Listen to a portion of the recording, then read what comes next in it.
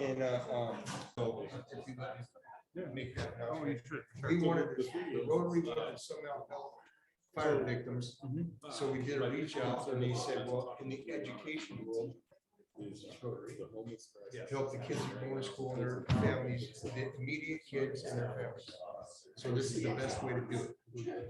Distribute to way back. Right. It's not patch. No. I'm volunteering for fest. Porn? Porn. You're gonna hate it. You'll never do it again, but thank you for volunteering. This is the first one I've ever been to because I'm gonna give you a good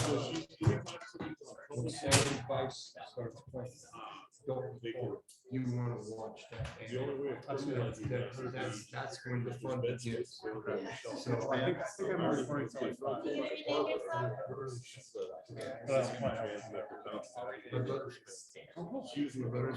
already his kids are coming.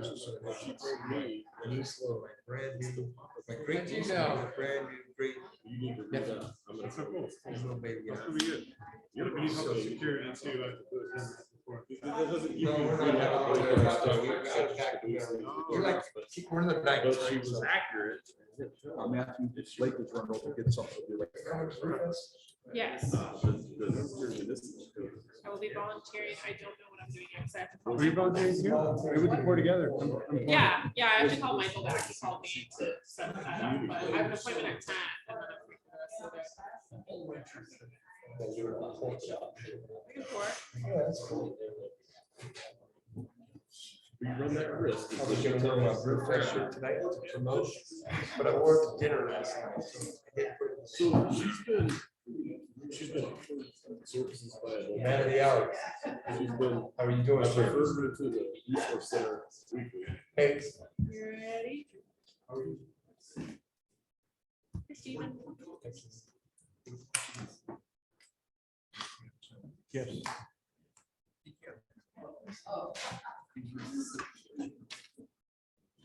So we found her. I looked over what you sent us briefly. One of them I couldn't open. I'm not even sure if I was sent it, maybe I was, if I was, it was my Gmail. But here's the problem. This is falling down. Thank you. Let's meet Today, once we got all the comments out in, well, I read it. there might be somebody else. Yeah, I'll keep you I posted. got a presentation go over, details, so you're all She's here. typically when I talk to her, she's I really like. They say they can hear me. I saw her in Reed a couple weeks ago, which surprised me. And then Reed is Jason Young. Reed has been wanting out. That one set of attachments were. I know, that's what I said too. Informative, 4,000 people visit our. One day in the summer. I'm tired. I've been working my weekend for the last week straight. It's, I sound like I have COVID, but we have to test every morning and afternoon, and I know that I don't have, yeah. We're ready. Tomorrow. Okay. And Are we ready to rock and roll? But we got her locked. So we talked with about her at the logic. campsite. Yeah, we did, same person. That's what I told Denise, I said, she's been around for months, why is she just? Hey, Steven?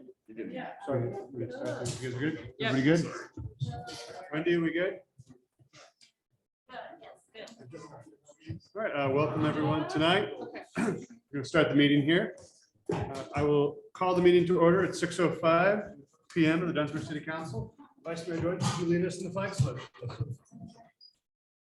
Pledge allegiance to the flag of the United States of America and to the republic for which it stands, one nation, under God, indivisible, with liberty and justice for all.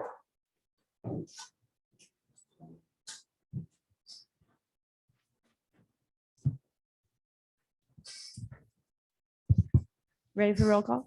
Councilmember Arth? Here. Councilmember Lucchese? Here. Councilmember Keisler? Here. Councilmember Deutsch?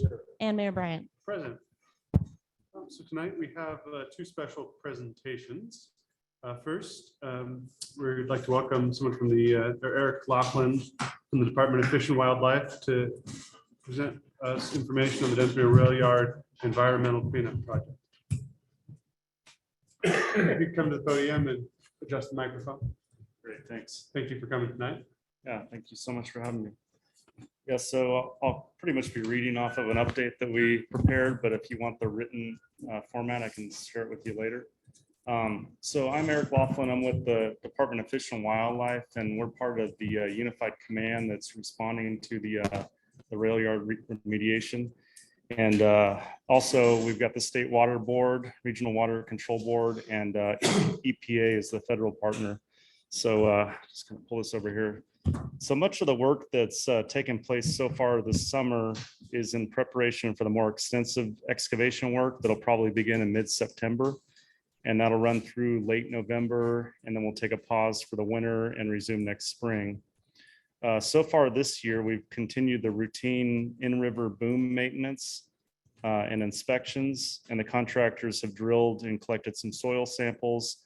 They've abandoned wells that lie within the footprint of the planned excavations. The planning and site setup preparation continues for the vegetation removal, the excavations, and the phase removal of the retaining wall and adjacent soil and asphalt. We've also done a lot of outreach in the community. Me personally, we've gone around to the local businesses and passed out a fact sheet. We have a sign that you've probably seen in town to kind of keep the public informed. Some of the concerns that the public's had is about oil and construction debris flowing downstream when we're starting the work. And for that, we plan to use a barrier that will be in place during excavation. As far as the fisheries go, there still is no public health threat with consuming fish caught in the river. The state's Office of Environmental Health Hazard Assessment made that recommendation as recently as May of this year. The Unified Command, it's a multi-agency unified command that's responding to this. And we've been in contact with the Wintu tribe as part of our outreach work. We want to keep them informed about all response activities and construction work. The representatives from the tribe were actually given a site tour yesterday, so that went well. As far as the city building goes, it's likely that it will be removed probably next year. This year, the awnings might come down, but there likely would be a new replacement building put up by Union Pacific. But again, that wouldn't happen until next year, most likely. There's also going to be a 2-acre soil temporary stockpile located at the south yard. And as far as hours go, we're trying to take advantage of the better weather and while the river levels are lower. And so we're looking at a work schedule from Monday through Saturday at 7 a.m., starting at 7 a.m. and going until 5:30. So it's going to be full days except for Sunday. And we definitely, want to take advantage of the weather while we still have good weather. And obviously the heat out there, we've taken precautions to keep the crews definitely cool and hydrated.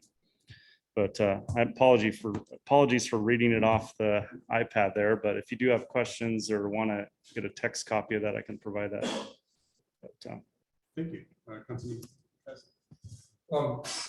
Mr. Mayor, were you there with the two people when they toured the facility? No, I was not. Was any of the other council members there?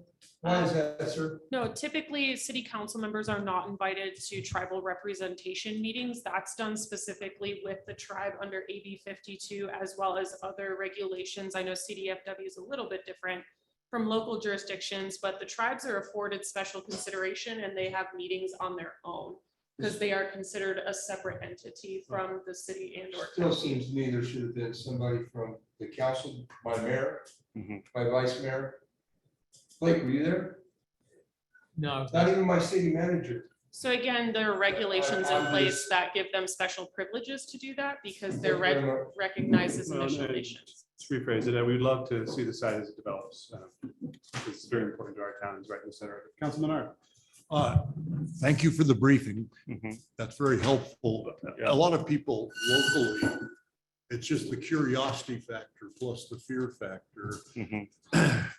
With the notion little things mean a lot. There's a very popular fishing place called The Wall.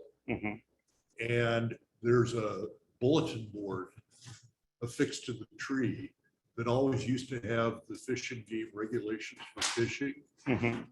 If you could just put on the bulletin board what the fishing rules are for the remainder of the season, plus the fish are safe to eat. Okay, yeah, would no, make- definitely. Several of my people happy. Mhm. The other is as we go forward in the partnership with Union Pacific and the regulatory agencies for that area, what could that area be once the remediation is done? Potentially, it could be a big asset rather than sort of a half abandoned rail yard. So I hope as we move forward, we could start to think about turning that, from sort of a unattractive area to the center of town, next to the railroad, next to the river. But thank you very much for your work. No, thank you. I'll pass that along to the agencies. I was Any just other gonna say thank you questions? for putting up also the large scale board. Mhm. For those who haven't seen it yet, it's in the Union Pacific parking lot.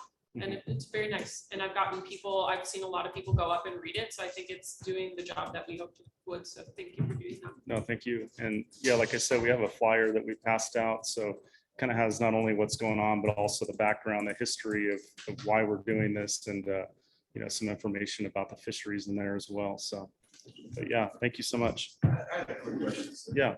Has the trucking of the soil, have those logistics been worked out as far as bringing the soil from the rail yard to the south yard? Is that plan in place? I'd have to go check with them. I'm not sure if that plan's been developed yet or not. You mean just from like the local? Yeah. Just like from the actual site to the stockpile, is that what you're talking about? Yes. Okay, I'll reach out and I'll get back to you on that. Yeah, you bet. Thank you. Well, and I just, Yeah. I guess I just comment with Mr. Keisler's concern. Obviously, I see the reason why nobody else is invited. I respect the tribes and the regulations and et cetera, but obviously it might be nice if we could get something lined up for us to take a closer look. And however you could arrange it, I think it'd be positive down the line. Thank you very Yeah, much. definitely. Yeah, and so I just wanted to point out that I appreciate your update and as a regulatory agency, you're just mainly overseeing things. So they don't have specific answers to questions, right? So UP will have a better answer for yourself, Ortiz, and Councilmember Keisler. I do have, The Union Pacific will be better handled for that type of concern. Thank you. I have one additional question or concern to bring up. Even though we're very appreciative of the regulatory agencies being interested in pursuing this project. In fact, everyone in town is really excited about it. 100 years plus, leaking oil into the rivers, 100 years too many. But we were given very short notice to move our public works yard. And with winter closer than we realize, we might be in a bit of a tough situation to operate our plowing systems without that building. And I know you guys are the main impetus for Union Pacific having to do this. I just hope if we reach the point where our small city absolutely needs the use of that building through this winter, that we can come up with a solution that allows us to do that. With the notion that we'll come up with a longer term plan, to be put into effect as soon as winter ends. With that building, but it's a very large financial and logistical concern for us. And we're so far very unsuccessful in coming up with a solution before next winter. Okay, I'll pass that along for sure, and I'll get back to you on that. Thank you. All right, thank you so much. Thanks for coming. Thank you.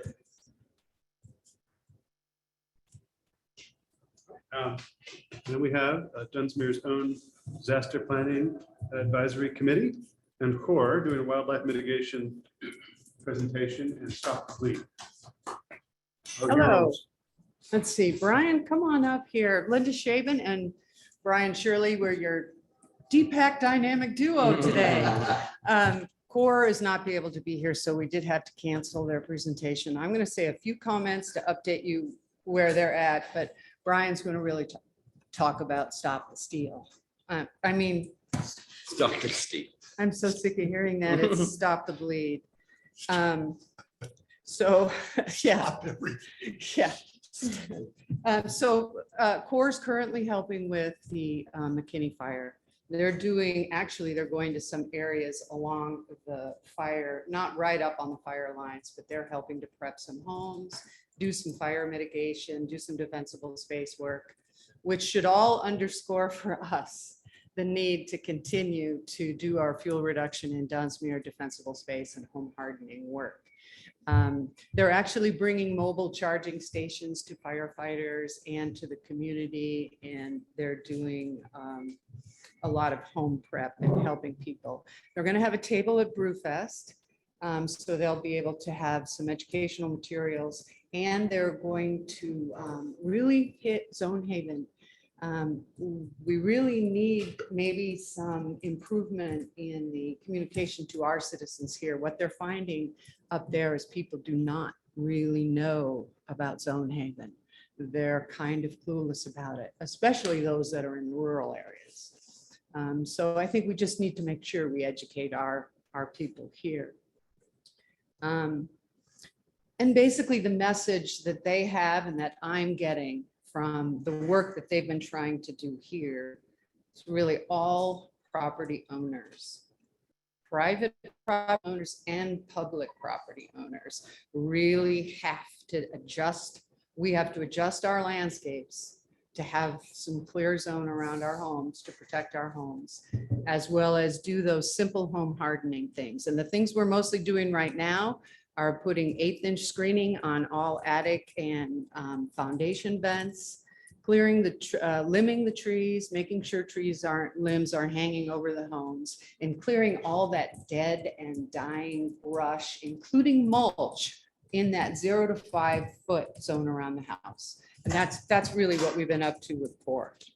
So I think that'll be it for me, and I'll let Brian talk about the exciting opportunity. He's really an amazing FEMA Homeland Security Awards. You should see the thing he's carrying in his pocket. Take it easy, please. We are so lucky to have Anyways. him, believe me. Thank you. Thank you very much. I'm a homeboy, right? I'm homegrown. This is my town. That's all I got to say. All right. And all the work that I do, I don't ever want us to be vulnerable, right? I go around the planet saving it. And for me, it's passionate to save our community, to keep our community safe. So I just got back from 2 more days of training, doing the Central Intelligence. I'm a TLO, Terrorism Liaison Officer with the state. And for me, one of the passions that I started pushing 7 years ago was stop the bleed training in every single school and every opportunity everywhere amongst our community. And to have those tools available, tourniquets, combat gauze, and training to everyone on how to stop a bleeding emergency. It's not necessarily related directly to our first multi-shooters, which we're seeing. And, you know, most of the people that die from bleeding and hypovolemia die from that because they stuck their hand through a window, they cut themselves with a chainsaw, and they shot themselves by accident. And all those things, that motor vehicle accidents, dirt bike accidents, those are the things we already see in our community. So as a first responder at the hospital, as heard, you know, I'm the hospital emergency response team leader, obviously. And so I see all those things come in and we mitigate it. But if I can mitigate it in the field, especially if I have multiple cases, then I have a better probability of saving everyone. So as a COVID team leader, one of them, and seeing the response by having the equipment that we had available to respond in our county to that crisis, we were prepared. So I'm glad that we got those grants and then we used those funding mechanisms to get the PAPRs, the ventilators, everything that we needed to be successful for the last 3 years. Well, I'm already focusing on the next thing. And this is what I was focusing on before the pandemic, which was getting stop the bleed training everywhere, teaching everyone how to respond to a bleeding event, having those tourniquets available everywhere. So DPAC has made that something that we want to push. I'm pushing it locally and regionally, and I'm starting in the county. I want buy-in from the city council to help me with this project. The buy-in I want is I want you to buy 3 Stop the Bleed kits at $375 each to put in strategic locations in our city. One here with the sheriff and the fire, one maybe a library central location, one up by the pool and the community center. And on the meantime, I'm going to be going to every school in the county and doing vulnerability assessments for them. Those assessments will be going on to allow those schools to be safer. And at the same time, I'm working with OES, Office of Emergency Services, and Public Health to fund those ventures. So I'm not asking you to fund that venture, right? Because I want these trauma kits in every school in Dunsmuir. I want 2 to 3 at the high school, 2 to 3 at the elementary school. Our plan is to train and saturate the area. I want to train everyone. I want to train your staff, okay? So I want city staff to be trained and stop the bleed. And each one of those persons that trained, I want to provide them with a trauma kit for them to leave with. That means if I can train everybody there in the city, everybody at the school, we're already going to saturate over 100 people in the community with trauma kits in their possession and the knowledge to be able to deploy them. Okay, so it's a 2-year commitment from me to enhance our community, and it will spread throughout the state. So the good news is you always think you're reinventing the wheel. We're not. It's actually in every vulnerability assessment put out by the state of California right now through the intelligence agency, which I'm a part of.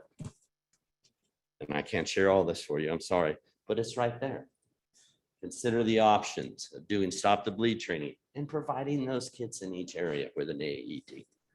So we've come so far now that it's in our vulnerability assessments for every school. And I think it's time for us to take the lead in the South County.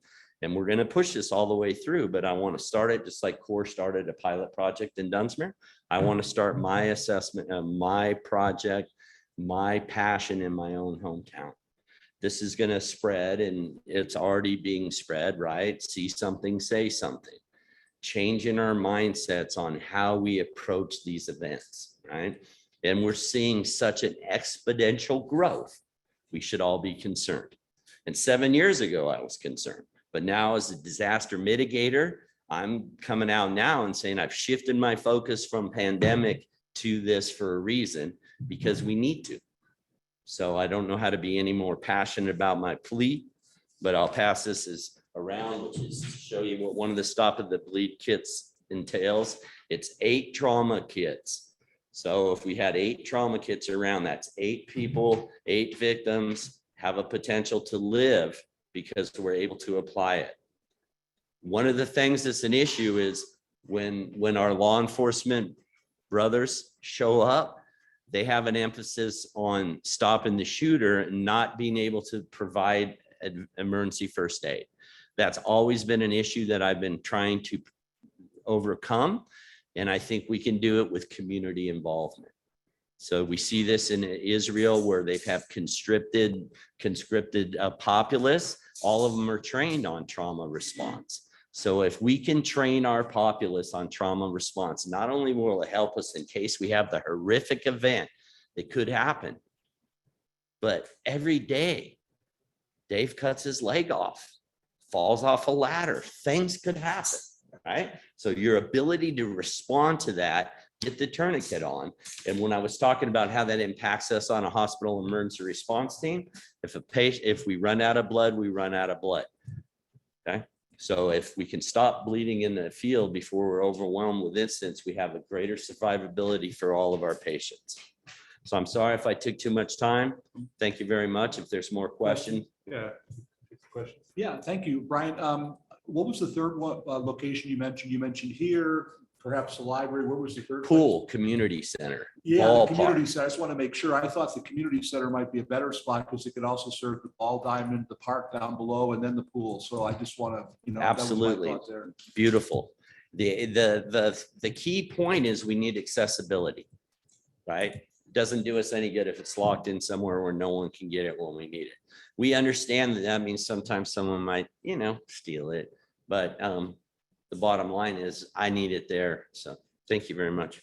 And before you go, I think I just wanted to clarify, you're also talking about an actual training at our school first, at the elementary school, where city staff could participate. Absolutely. We're going to spread it. So we could we're going to set it up with schools. We're going to set it up and then the general public. So I got the funding from Mercy Foundation for the initial training kits. So we're going to have North and South County covered. I have 6 qualified instructors already. Most of them are RNs, registered nurses, or respiratory therapists. All of us are trauma specialists. We're going to start spreading it to everyone. I want you to know how to do it and you to know how to do it, right? Because it could save your family. So it's really something that we've realized, just like CPR makes a difference. This is something that we realize makes a difference. We live in a different world. It's so easy to say, oh, it's not going to happen, all this, right? BS, right? We need to be ready for when it happens and then have the tools. It's impossible to solve a problem if you don't have the tools, training, and ability. Juliana. Oh, I was wondering if you were gonna open up the training for other agencies in the county, and you kind of answered that. But I know that's something we've talked about training at Wairika as well. And I think the other cities would be willing to chip in funding to send people to the training. Absolutely. That's our plan, is saturate. Let's start with primary #1 town, Dunsmuir. My town. All right, Your Honor, my turn. Dude, thank you. I really appreciate you. Here's my card. I'm in. You trained me. I'd love to be a part of this. Okay? Thank you very much. Appreciate your support. Well, I guess for Mr. Shirley first, when we get to committee reports, can we talk about how to get the request in front of finance for the city's part? And for Linda, wherever she is, there. we are meeting, the solid waste committee is meeting Monday at 5. And one of the agenda items is green waste, including core. So I hope you can participate. Yeah, I saw that. I'm pretty sure I can make that. I don't know if core will be available. Okay, Yeah, but I can probably be there, or at least zoom in. thank you. We appreciate you guys. Thank you. Thank you very much for your time. Thank you. Let's now open the general public comment for this evening. If anyone would like to make public comment on an item that is not on the agenda for tonight, pertaining to city business, or that is on the consent agenda, which is just the check registry for the last 2 weeks, please come to the podium, or if you're on Zoom, raise your hand, and you'll be allotted 3 minutes. I'll give you a 30-second warning, so you're not cut off abruptly. And please state your name and address for the record.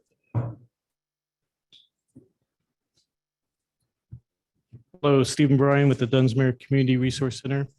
I just wanted the community to be aware that Thursday, the 18th, from 1 to 3 p.m. at the Resource Center, we're doing our proteins and produce giveaway. So if anybody needs to supplement their pantry with some fresh proteins and produce, please come to the Resource Center. It's really easy to get. If you haven't filled out an application this year, then from 1 o'clock to 3 o'clock, Thursday, the 18th. A quick little application. If you've already filled out an application before, you don't have to do it again, but it's a great opportunity to supplement your food pantry. Thank you.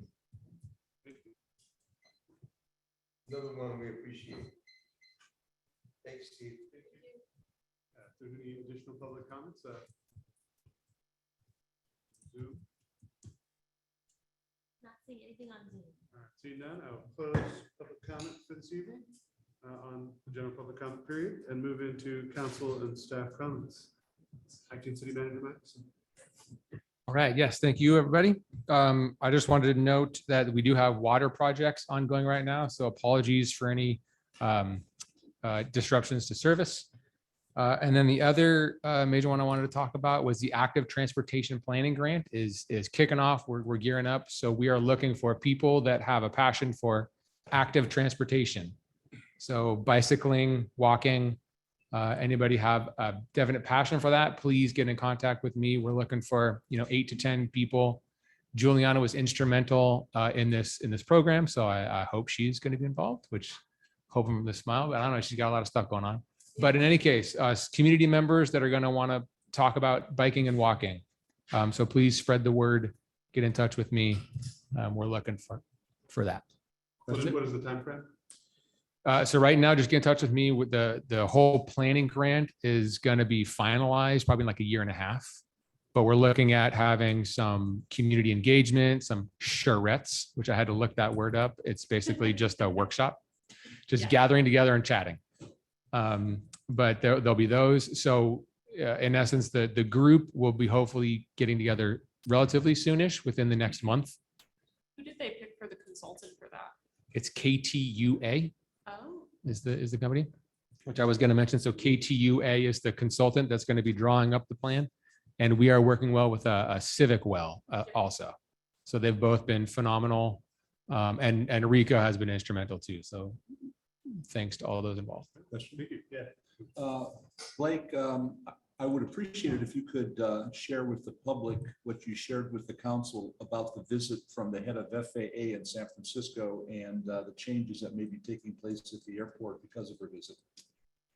Oh, shoot. Yeah, on the spot. Let me see if I can remember everything. So that the head of the FAA ADO of San Francisco, which is the airport district's office. So she was visiting Reading, ourself, and another airport in our area. I forget, Montague, I think. She mentioned possibilities of funding for things that we may not have thought of prior. So that's a positive for the airport. She very much thought, she noticed that there were the 2 helicopters. So there are 2 helicopters and maybe even more now. I'm not entirely sure, but there were 2 helicopters there fighting fires along with the Forest Service. They were stationed there. So the head of her name is Lori. Lori saw those entities there. So that was a positive benefit as well. And as the helicopters were on kind of the taxiway, she noticed that maybe we needed to extend that taxiway out so there could be funding for trying to remove some hillsides and things. Sorry if that's a little too intricate, but am I catching everything that might be? Anyway, it was a very positive visit overall. I'll mention my comments on it during my comments. Sure. Any other comments? Not now. Yep. I have a question. Do we know anything about the status of the $250,000 economic development? Yeah, grant? we haven't. I've been listening to some chatter that it's coming down. I think they've been really swamped with all the other programs going on, and so nothing definitive from the state yet. Yeah. Any additional questions? Thank you, Blake. Sergeant Ortiz. Thank you. The city's in fantastic shape. I dare not say the Q word, but it has been great. Even we have the wildfires burning in northern Siskiyou County. That has not taken away in any way, shape, or form to the sheriff's office staffing in the city of Dunsmuir. Thankfully, there's been a lot of mutual aid. I'm told we've had deputies as far away as from Sacramento County, Placer County, local police departments, Elk Grove, so that the fire is not taken away from police services here in the city of Dunsmuir whatsoever. And to touch on the Zone Haven, I was called in on my day off last Saturday to conduct evacuations orders in the Syad Valley area. I think there's room for improvement on the Zone Haven program, but it was, in the end, it was extremely helpful. The communication on these massive events like this, you've got fire departments, OES, law enforcement, and everybody's trying to work together at the same time. That Zone Haven has really streamlined that. I think we've all played the game of telephone, where you can start with one message, and then by the time it goes through 6 people, it's changed dramatically. That Zone Haven's eliminated that. They can tell you to evacuate this particular zone. Having used it, I wish I could scroll in on it and see the map a little better so I can see the streets and landmarks, but it's new. I would, hopefully nothing like that happens here, but I would heed the deputies' warnings when you are given a mandatory evacuation or an evacuation warning. I was down there myself all day Saturday with 3 deputies, and I know of 3 people that heeded the mandatory evacuation order and left. And what happens now is the loved ones are wanting their relatives checked on, and so we're sending assets in there and risking those in order to have these people safety checked on. The other thing is people get there and then they realize their garden hose isn't going to fight the wall of fire, and they've changed their mind and they now want to evacuate.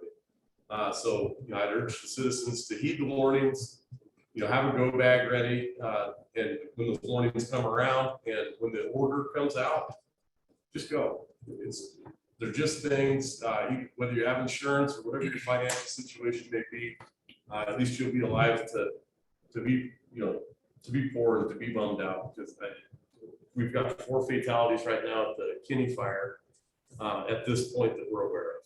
And the smart money says some of them may have been told to evacuate the field. I don't know that for certain. The statement was they may have been, but we're pretty efficient in this many houses. That's my speech. That's my rant. Thank you so much. Really appreciate the perspective. Councilman Custer. The first thing I want to say is, we all been hot. I know I've been hot, I've been sticky, and I've been miserable the last couple of days. Unbelievable. And then this dude's doing it, wearing all that shit, stuff. I mean, incredible. He came to my house tonight. We had a little thing and we took care of a little bit of personal business tonight. And I noticed that this man never stopped, kept going, sweating his butt off. And I respect you, sir. I mean, I thank you, because you're a guys, you and your boys are out there doing it. You and the fire guys making us safe, and just from this kid to you, right? Hey.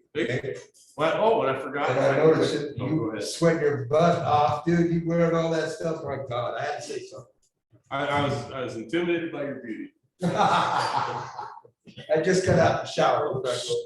Okay, on another note, I do want to say this, that at the Rotary meeting, I said, there's got this fire going on. It seems to me that we've always done a shout out, and what can we do? So we did some research, and what we can do is, there's a man called Barry Barnhart. He is the Assistant County Superintendent for the Siskiyou County Office of Education.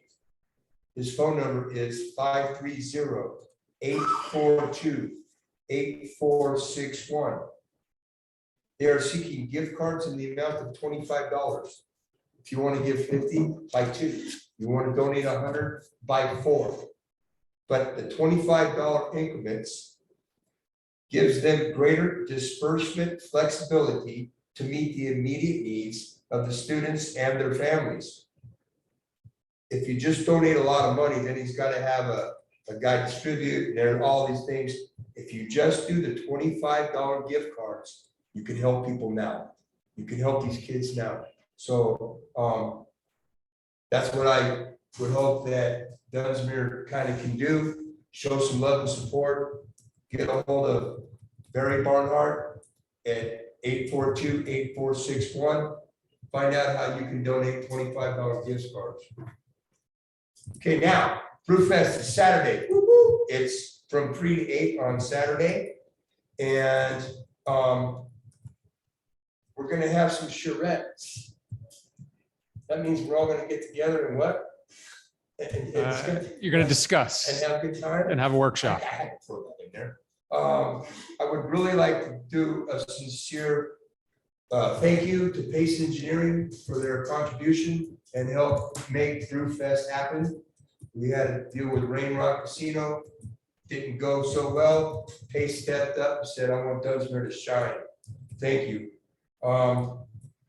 And if you're not going to go to the orchestra, then tomorrow night there's down at Pops. I'm not sure of the time, but there's the kids or the Pacific Crest Trail guys are playing an orchestra. Pacific Music Festival. The Pacific Crest Music Festival. the kids, and they're good. So they're playing at Pops tomorrow night. If you're not into the Brewfest, go down and check out some really good music. Show support for these kids. They play their butts off, and they are fantastic. So one more thing. Know your zone and have it to go bag ready. I want to say the word inevitable, but I won't. Keep that in mind. Thank you, Your Honor. Thank you, One Councilman question. Custer. Councilman Art. How much did Pace Engineering donate? $4,000. Okay, thank you. Welcome. All right, Vice Mayor Deutsch. Thank you. First of all, just a couple of words on that airport visit. I was told by Carol Ford that having the ADO stop in at an airport like ours is a big deal. That wasn't just a normal kind of visit. So it means that the FAA is recognizing with the $3 million they invested and et cetera, that this is an essential airport, and it's an essential airport for one reason, if nothing else, and that is that we can host the helicopters that can fight the fires. So with that in mind, we're extremely fortunate to know that if something does happen here in town, we've got an airport in our city with helicopters sitting there ready to come and help us. So I just think it's a really exciting time to know that the FAA has seen us and is aware of us and is trying to make our ability to serve our people better. On Zone Haven, I'd like to bring up the idea of getting a mailing that we could send out to everybody explaining Zone Haven, what zones they're in. Maybe bring it back for another agenda item, but I don't think we can go forward without making an effort to get more people aware of what that is. City Hall should let people know what zones they are on their water bill. Well, but I'm just saying a separate thing, explaining it, a flyer that says this is what Zone Haven, here's where you are, look and see where, wouldn't you agree? That was Absolutely. Yeah. So I just want to throw that in. I had been talking earlier in the year about a volunteer fair in the middle of everything, realizing that each event had all these different meetings going on and everyone volunteering this summer around is pretty much already overwhelmed. So what I'm going to try and do is get back into something we were going to do before COVID came along, and that was work with the Ford Family Institute to put on an event like they did in Etna several years ago. And at the same time, we can host a volunteer fair. In the meantime, I want to try and work with each of the different entities that has volunteers and help them create a series of information things, including a video that would explain to potential volunteers what they can do and that. And in fact, I've already got one queued up with Deepak. I had a short interview online with both Linda and Brian. And so that's kind of a sample of what I'm looking for. But the idea is to take the time between now and the spring to put together a lot of information so we could get next summer with maybe some new energy. And then finally, I was told that we should be aware that we have to get rid of Blake earlier tonight because he's got an anniversary to go home to. 15-year anniversary. So congratulations. And hi, Stacy. Congratulations. Yeah, congratulations. This is our date night. Yeah. Oh, she is on that.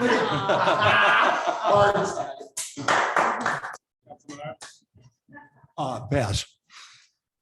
I'm fine today. I'm very tired. I've been up in Wairicas for pretty much every day for like the last week or so. So a little. Smoke's bad. Yeah, the smoke is very bad today.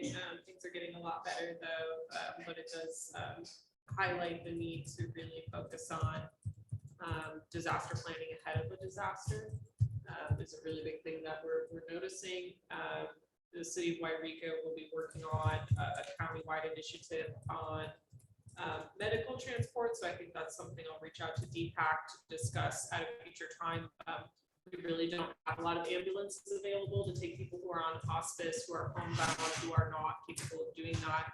So it's been a highlight of a big need for some of these more remote areas that we're going to be approaching, but it's something just to keep in mind for Dunsmuir as well, because I know we do have a decent population. I know Steve and Brian at the Community Resource Center put together a really nice list for us during COVID of people who may be homebound completely.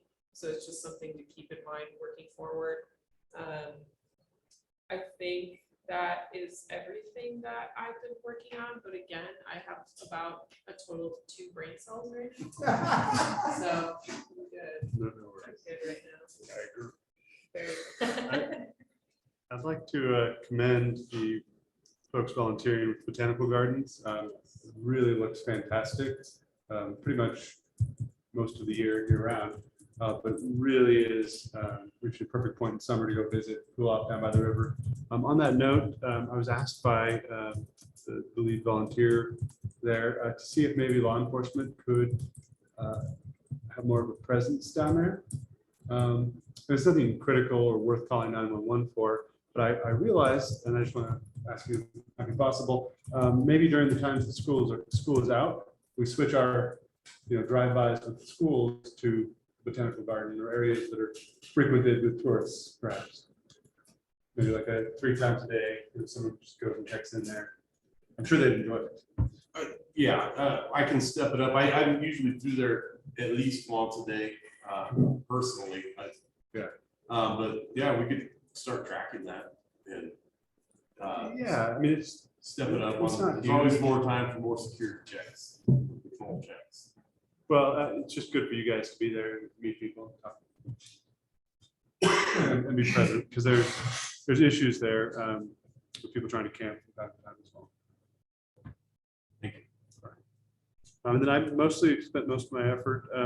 We're working on the downtown Wi-Fi proposal that should be ready to come to council in the next meeting or two. It's really exciting. We're trying to get some more details on that coming out. And then I've been in fairly close communication with our candidate, finalist for city manager. We'll come up later with the agenda item, but due to his traveling to the area, he's here now. He was unable to really review the contract and approve some minor things. So we'll have to defer that, and that he doesn't have final approval on his side yet. But he's very happy and eager to join us as soon as possible. And it seems that we were already looking at a September start date, so that doesn't. It won't affect the start date. It's just we're not ready to approve it tonight. Sure. With that, let's move into the committee reports. I apologize. I was not able to attend the finance committee meeting this Monday, just due to everything happening in Wairika. So I'll have to defer to the vice chair or. I came in late. Yeah, it was Ahmet and I for a moment. So we had a good discussion. Well, on that note, Ahmed, if you want to come to the podium. Well, it sounds like we didn't officially meet. but Yeah, just no met. official meeting. It was an impromptu, non-Brown Act study session with only Okay. 2 members. So Question on That's that, though, then, how does that affect the item we have on the agenda? we've already visited that Yeah. item. So that's fine, and we can move forward. Yeah. with that. Okay. Was that the full finance committee that met on that? Yeah. Yes. Okay, yes. perfect. All right, were there any other committees that met? Yeah. So basically, that's not it yet? Well, we have a meeting scheduled for Monday at Monday at 5. 5. Yes. Okay, Thank you, Sergeant Ortiz. Hey, thank you. be safe. That. All right, then let's move into the approval of the minutes. from July 21st meeting. I make a motion to approve the minutes. Mayor Brian, Yes. I did have a note from a Joan Bazagno. Can I It's Italian, think? Okay, like lasagna. Lucchese? Lasagna. lasagna. Got it. And so maybe you just want to pass on approving the minutes until I make those edits. With the minor, yeah. Just a minor. I names. Yeah. I it's didn't okay. get her name right and I didn't get her comments right. So she requested I add them. All right, do you want to bring this back to the next meeting? Yes. Okay, Excellent. Then let us move into the consent agenda for tonight. I make a motion to adopt the consent agenda from check register from 7/17/2022 to 7/30/2022. All right, is there a second? I'll second. All those in favor, say aye. Aye. Against? Motion carries unanimously. We have no public hearing tonight. So that very happily brings us into old business item A, landmark designation for the California theme. All right, so I know Juliana's got 2 brain cells, so I don't know if she wants to use one of those on this item. I did. One of my brain cells is I forgot to update the title of the resolution, so I updated it. And I will give it to Wendy, but the title should read a resolution of the City Council of the City of Dunsmuir declaring the California Theater a historic landmark. I did this on Sunday. Yes, I so don't know full, what brain cells so I full have. item, right, just for everybody edification, the Dunsmuir Live came presented, went to planning commission, public hearing, so forth, brought back to city council. I brought a resolution that just said it was important. Council wishes to actually declare it a landmark. So this is the resolution that Juliana craftily made. And so so now it's here for you guys to approve now. Yeah, to be clear, the planning commission voted that it qualified to be declared a landmark. And this resolution, thank you, Juliana, was at the direction of full council. And as Did you say it's amended? No, it'll have to be, the title will have to be amended, and so I just made the notes really quick of what it should read. You want to say what it was read, then I would make the motion. Oh, we gotta- Well, got we public still have to comment. do public comment Sure. on that. Are there any Um, questions about the report? I just want to add that a lot of the information in terms of the criteria, the uniqueness that starts at the bottom of page 10 and rolls into page 11 is basically Planning Commissioner Pillmore's work. So she laid it out very easily for me to fill this in. So I want to give her a lot of credit on this, that, you know, this really came from a lot of her research that she put into it. And we're finally here. Councilman, Well, did the city attorney ever get to look at this? No, I didn't send it to John. I mean, if you look at the minutes, I think it was part of the motion of Councilmember Deutsch, because this is very important for the future. We have to be able to defend this resolution potentially. So even if John looks at it after the fact, I think we should get his advice to make sure we have this correct. I'd have to concur with his assessment, all right, even if it was after the fact, like he said. It can always be amended. are there any additional questions? All right, then I'm going to open this item up to public comment. As before, please come to the podium or raise your hand. And I'll let you know when you're at 30 seconds, so you won't be cut off. Okay, 30 seconds. Yeah. Oh, okay. At least You got 20, 30 at least seconds 25 here. Good luck. seconds. So Tim Holt from Dunsmuir Live. Declaring a building to have landmark status has nothing to do with property rights, as some have suggested, or even much to do with the property owner. Rather, it reflects the direct relationship between this town and one of its most important buildings, affirming the California theater's rich history and architectural significance. So I salute the council if it is indeed ready to make this statement on behalf of the community. There is one part of your draft resolution that I think needs amending. The part that states near the end that the approved city council resolution designating the landmark will be recorded in the Siskiyou County Recorder's Office by the property owner. Since it is the city itself that is designating the theater as a landmark, it would seem more appropriate for the city clerk to record that action with the county office rather than the property owner. Thank you. Thank you. Is there any additional public comment? Not yet.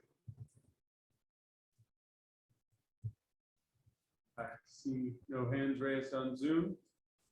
So I'll close public comment on this item and we can proceed with discussion. Councilman Keisler? On that note, here again is what Mr. R said. This is a question for John. Can the city clerk file this instead of the property owner? Yes, Yes, they can. There is a cost associated with the recording though. All right, well, but we can do it without not jeopardizing the. Okay. why don't we just change the language then? Again, there is a cost associated with that we have not agreed on as a council, and so that's something for discussion as well, but we What can, do you know what the cost is? I don't off the top of my head, but I do know Recording that fee is there's. like $30. Is it? Yeah, it's not Oh, much. that's fine. So it's So more we're if you go taking to out record, Siskiyou County Recorder's Office by the cross city clerk. Why don't we just take out by the owner and just end at Siskiyou County Recorder's Office? That's a good point. That's good. Okay, Let life work itself out. yeah, okay, and let life work itself, that was good. And I guess the lawyer part of me says it shouldn't be open-ended, 30 days, 60 days, 90 days. But let's not just forget about it. Yeah, and that was the purpose for putting ownership on it by stating who would be recording it, because then it is assigned to an individual. Right now, it's just, it will be recorded, but by whom, again, the timeline usually gets left out because you don't know how busy the board tends to be, but, so that was why there's it's to assign ownership of that action item. Well, I think that what's really at stake here is the idea that we all kind of realize that this particular owner may not get around to putting it in. Yeah. And so if that is the case, how do we deal with that? How do we feel about that? What's our view on that? And I mean, we're gonna send this to John, so I mean, that can be a question that we follow up The only on. reason I'm suggesting keeping it open-ended is so we can get advice from John and proceed. As far as the mechanics go, if legally I'm allowed to, I'll drive it up there. take a No, that's a good recording point. cost. So we could vote on it tonight and still be able to resolve that issue without having to come back on it then, right? Yeah. Look like we We're all get some comfortable resolution with on this by the very next meeting. Costs. Or just- Legality costs. Sure. I think what we're looking at right now is who, in the legal realm, can the city do it? Does the owner have to do it? That's what we have to sort out. So like, for example, if you're in the historic district, that comes up in a title search already. So it'd be similar to that. So I don't think it'd be a huge issue. No, it's not a big issue. It's just public, for the public record where it's kept, not just our. It can be done by a property owner or the city or the agency that's advocating for that. So if the historic district was its own quasi judicial body, it could possibly have the powers to do that. So in this case, though, it's either the property owner or the city. Okay. Wendy, what's the resolution number on this? I was thinking we've assigned one yet. Sorry, I don't know what that is at the moment. XX. Just call it XX at the moment. Okay. Is council ready to adopt resolution number 2022 XX? God, yes. I'm good. I know you are, Peter, you know, Anthony. But do we want to keep it Open. As amended. as amended We have two and amendments. open for lawyer review, No, that's just. just direction. as amended? All right, then I want to be the one to make the resolution to adopt, I make a motion to adopt resolution number 2022 XX as amended You By have to read title the only.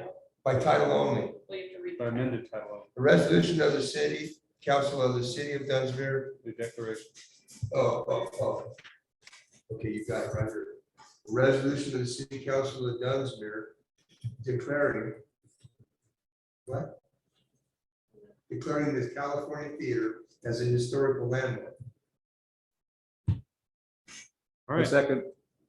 motion and a second. Roll call vote? Good. One comment. Yes.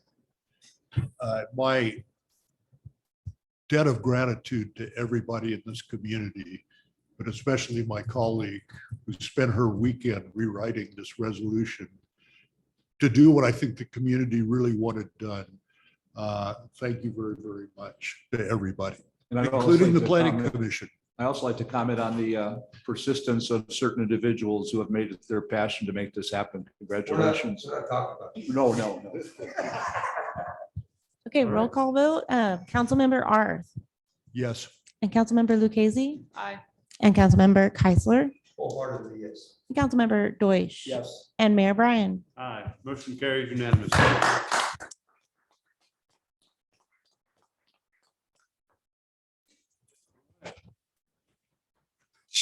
That was the champagne topic. Well, it's a tough act to follow, but moving into item 11, new business. I move that we table item A, city manager contract, until our next regularly scheduled meeting. Can I make a quick comment? So just retirement, I'm going to change the words on the retirement piece, That'd be great. but yeah. Thank you. And I'll second the table motion. Call the vote. I think we just, okay. All those in favor? Aye. Against? Motion carries to table. All right, that moves us into item B. Well, I did want to make a point. We may call a special meeting. Well, it's up to council, I guess. I'd like direction on this. If there's no major changes, do you want a special closed session meeting to go over? We should, based off of information from John, we should approve the contract at a regular meeting. No, I'm aware of that. Oh, Do we okay. want a closed session item to go over the changes to the contract to take place before we vote? I was thinking a half hour before the council meeting. I do trust the committee. I do too. You trust the committee? Well, We already know we're all there. It's just a couple things. I think if it's, I think we'll talk to John and we'll talk to the city manager candidate. And if it's substantial, I think we can make the judgment call to do it half an hour before the next meeting. But I think, I don't think it's needed based off of the conversation right now. We're willing, but if it's necessary. I'm on board with everything already. I've gone over it with him in Yeah. detail and I'm talking to John. So we Okay. should probably get- No, I think social is not needed. Okay, cool. Then next regularly scheduled meeting. So then let's go into item B, community promotions funding. Decide on allocation, to community promotions funding requests. All right. Unless Yeah, Juliana I was wants gonna it. say. Go for it. So the finance committee has met on the request for community promotions funding. As you can see, we got quite a few requests this year. The original requests actually were closer to $100,000. The homegrowns, which is 4 lines down, the ballpark restoration did reduce their request to the city from $10,000 to the $4,000 that you see here. So each of the requesters did present to the finance committee meeting or finance committee, and I'm going to just briefly go over each one that we have. So obviously the first one is very self-explanatory. The Chamber of Commerce has not been able to hold the Brew Fest for a couple of years. If you'll remember 2018, we had the wildfire issue. We were able to hold it in 19. We were not able to hold it during COVID and the pandemic. And so now this is the first year that it's being brought back. So they are requesting $20,000 that goes to hiring musicians, audio services, maintenance, and all of the supplies that go into that event. The finance committee recommends that we fund the full request. The Community Resource Center is requesting $25,000. With the influx of individuals during the pandemic, there has been a higher demand for the Community Resource Center.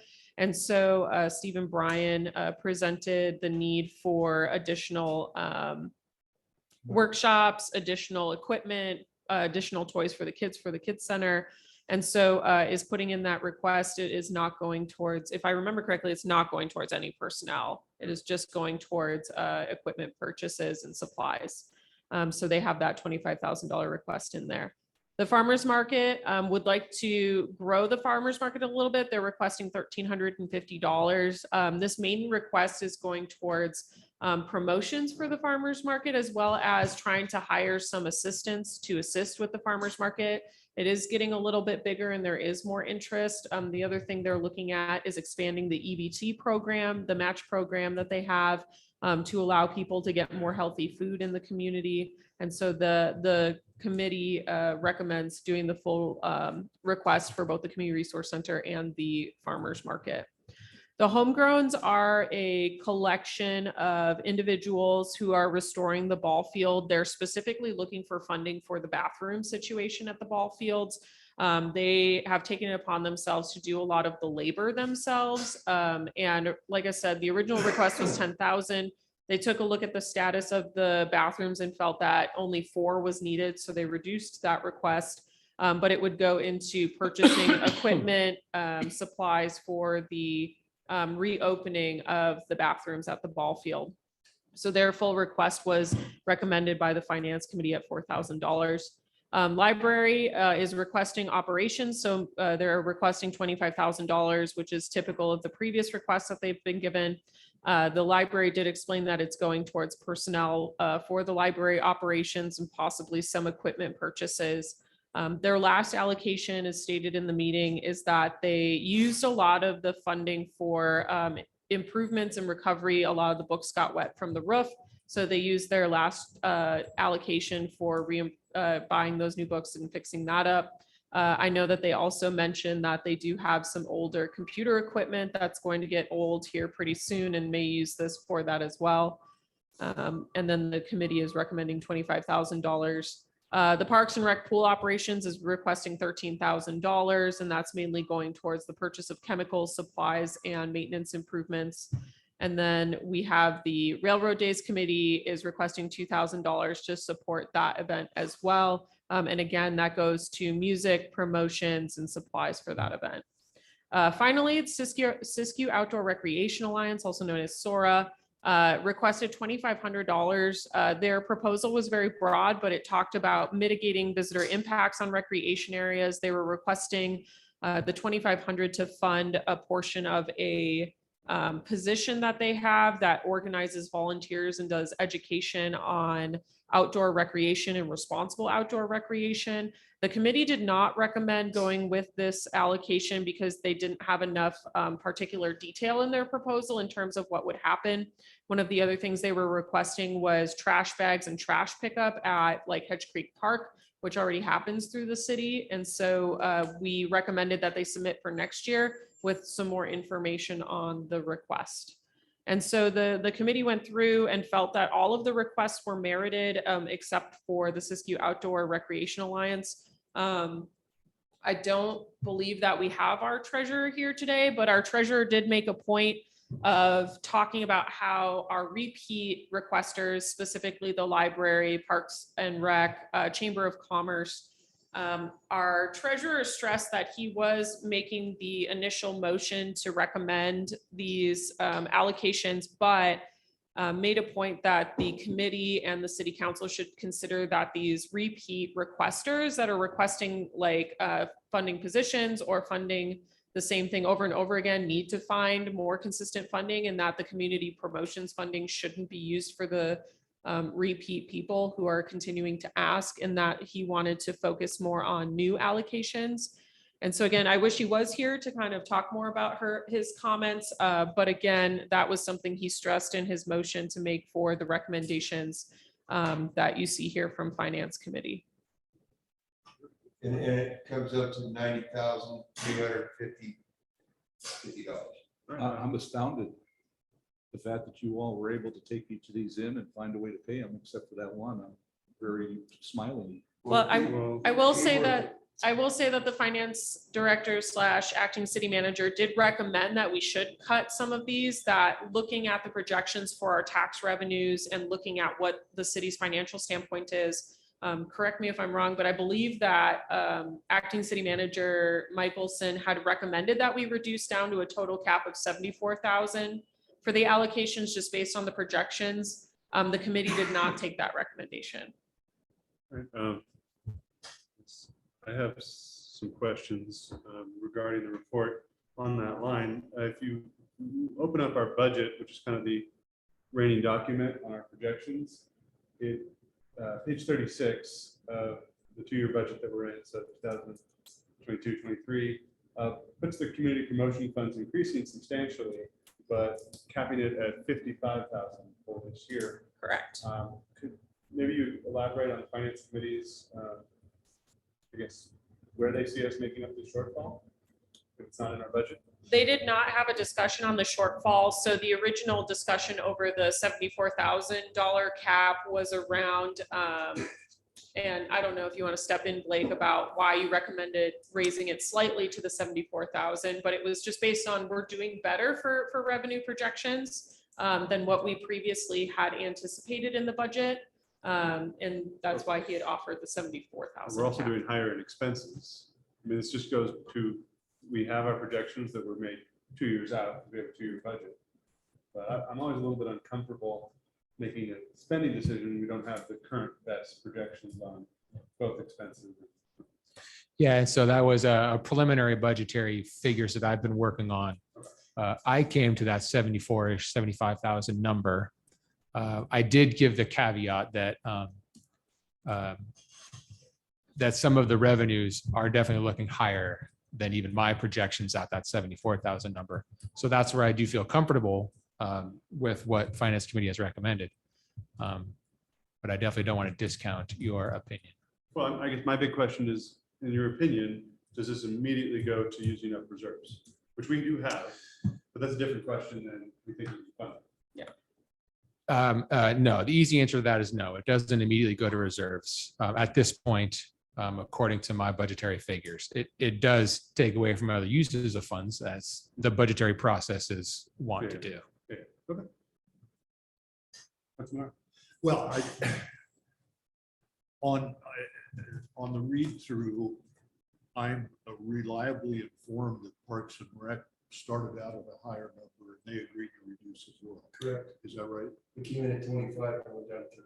No, their original application was just at 13. If they were anticipating $25,000, they would have reduced it before they put in their application, because their application was for only 13.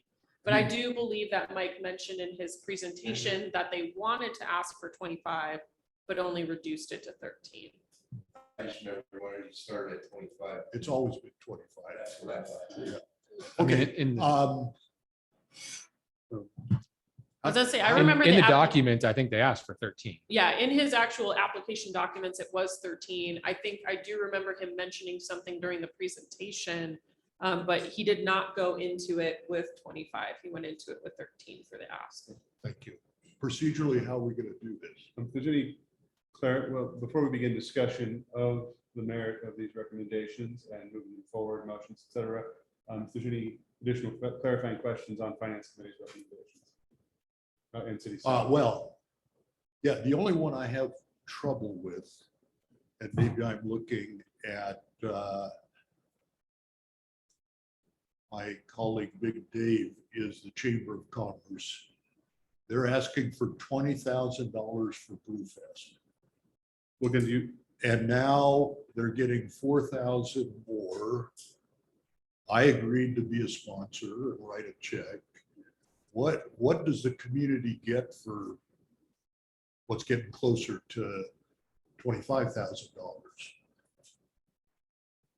I mean, what does the community get for this investment and where's the money going? Or at least what did finance committee, how did they determine this?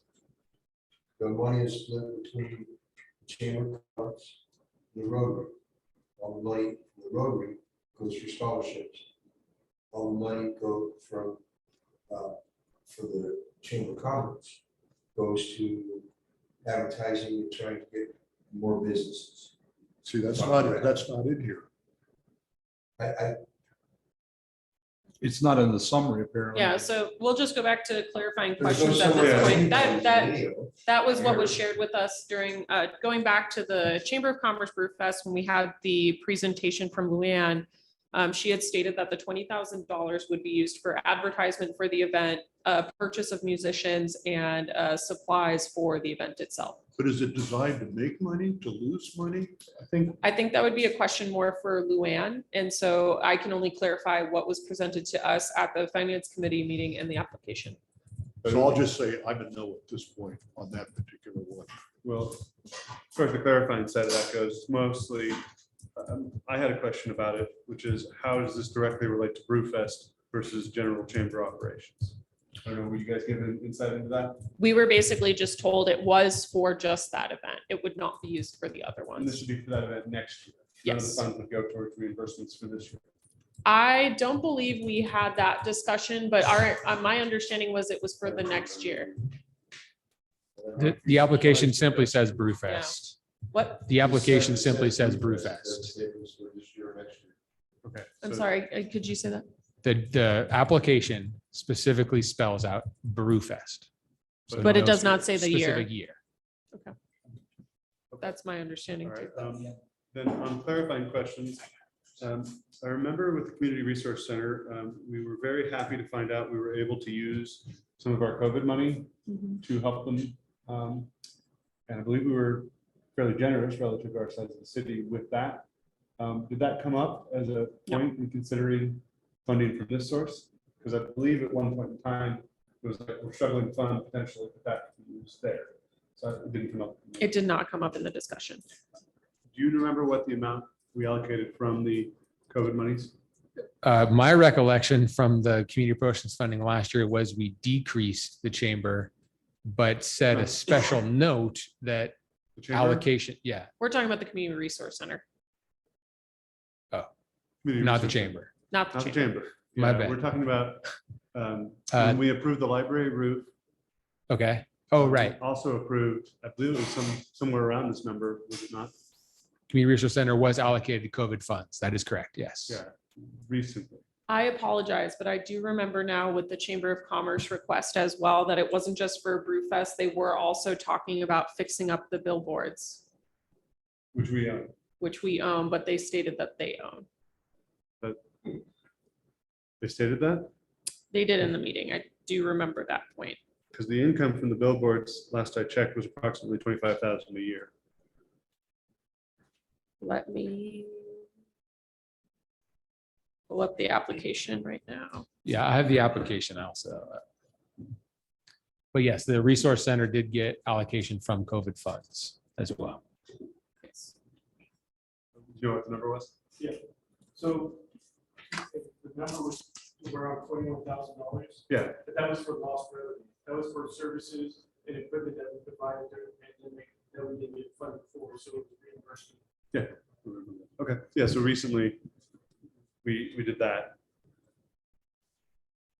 All right. And then I have farmers market, straightforward. I hate to bring this up, but I'm incredibly appreciative of what the ballpark people did. How they wouldn't stand by and let another summer go by without being an asset the community can enjoy. I greatly enjoyed the softball tournament, but we just had Parks and Rec come to us not 2 months ago. Again, we aren't just clarifying questions. Clarifying question. Was it talked about how we might be double funding?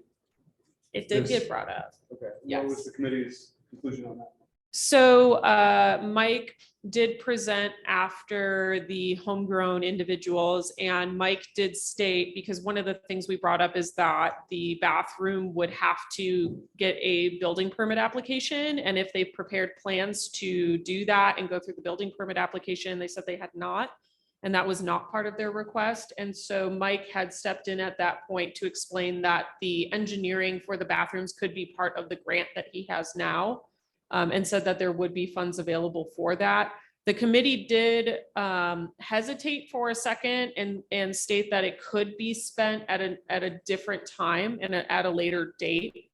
And so they would not be requesting these funds right away because they'd have to go through that process. But that did not change their recommendation. And just to let you know, I can't get into the applications on my phone. The link doesn't work anymore. So I'm wondering if you could pull up the chamber's application for us. I got it. Yeah. Thank you. Do you want to put it on the screen? Yeah. If you want. I have no further clarifying question. Are there any additional? And let's open this up to public comment. Who would like to make a public comment as before, please come forward. Or if you're on Zoom, raise your hand. State your name, Fred, and your address for the record. Yeah, my name is Brett Taylor. I live at 5526 Dunsmuir Avenue. I come to speak on behalf of the homegrowns, which I'm kind of a member. It's a loose committee. First, I'd like to thank you, Finance Committee, for considering our application. As you are aware, we lowered our request from $10,500, which we were fortunately able to secure through donations and stuff for the actual lumber, material, whatever that came with the ballpark.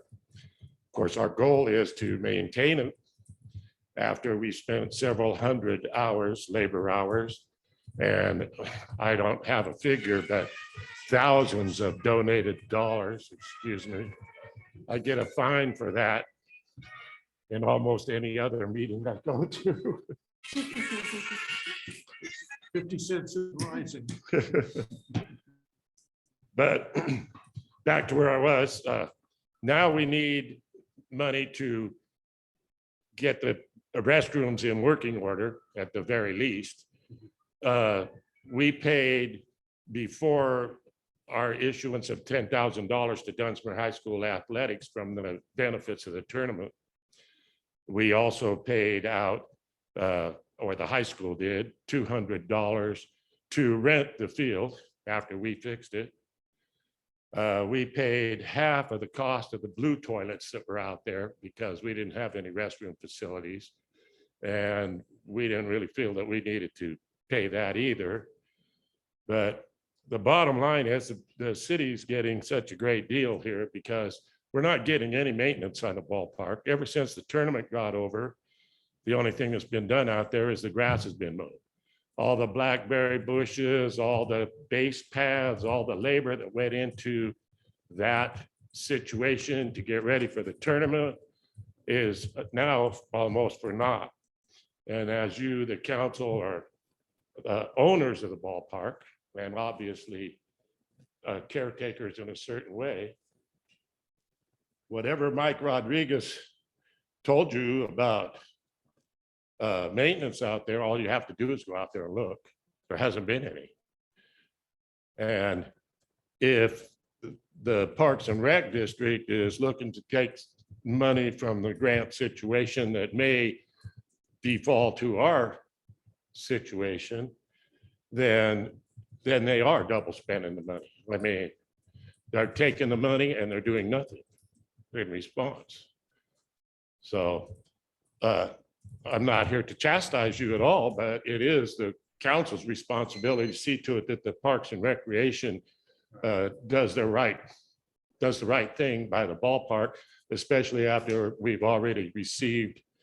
I can't give you a dollar amount, but it's a great amount of labor, probably 300-400 hours of volunteer labor. Thank you. And I have no idea how much cash donations from Strange and Son, from Roseburg, for the material that went into rebuilding the bleachers and all of that. We really appreciate. But, yeah, thank you for your comment time. and the work. Thank you.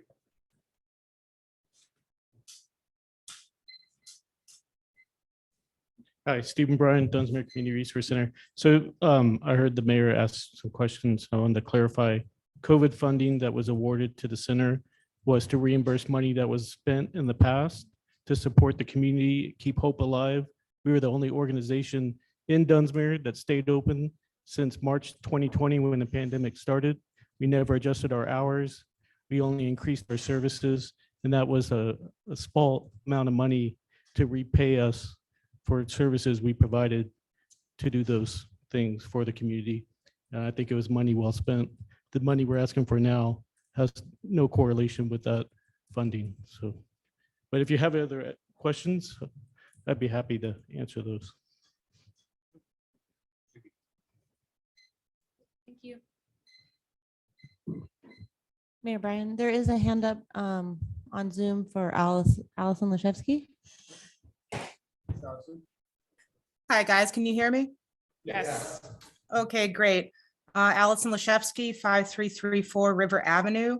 I do remember the Rec and Park District coming to your meetings a few months ago, and I believe there was a commitment to touch base with them on a regular basis. I really urge the council to continue to develop that relationship with the Park and Rec District, and perhaps urge them to attend meetings maybe quarterly or something like that. I wrote a grant for the Park and Rec District for $25,000. It was deposited into their account from the California Wellness Foundation. This is a separate grant than the Talendali project. And as part of that money, I'm not too sure how much, I want to say maybe around $8,000 was used for the recent improvements at the ballpark. They have a tremendous amount left. I really urge the council to look into their books. I do think it's double dipping. I don't think it's necessary to provide them with money in this fund specific for, and also there's a wide variety of grant opportunities that they've been directed towards specifically for the baseball and the swimming pool. And I applaud the community members for their efforts with the baseball field. It looks wonderful. The tournament was great, but what now? I think that's a big question that the rec district has to ask themselves, and that the city of Dunsmuir and the council has to ask. What do we want to use the baseball field now? And how can it create opportunities for our youth? So thank you so much. Thank you. Thank you.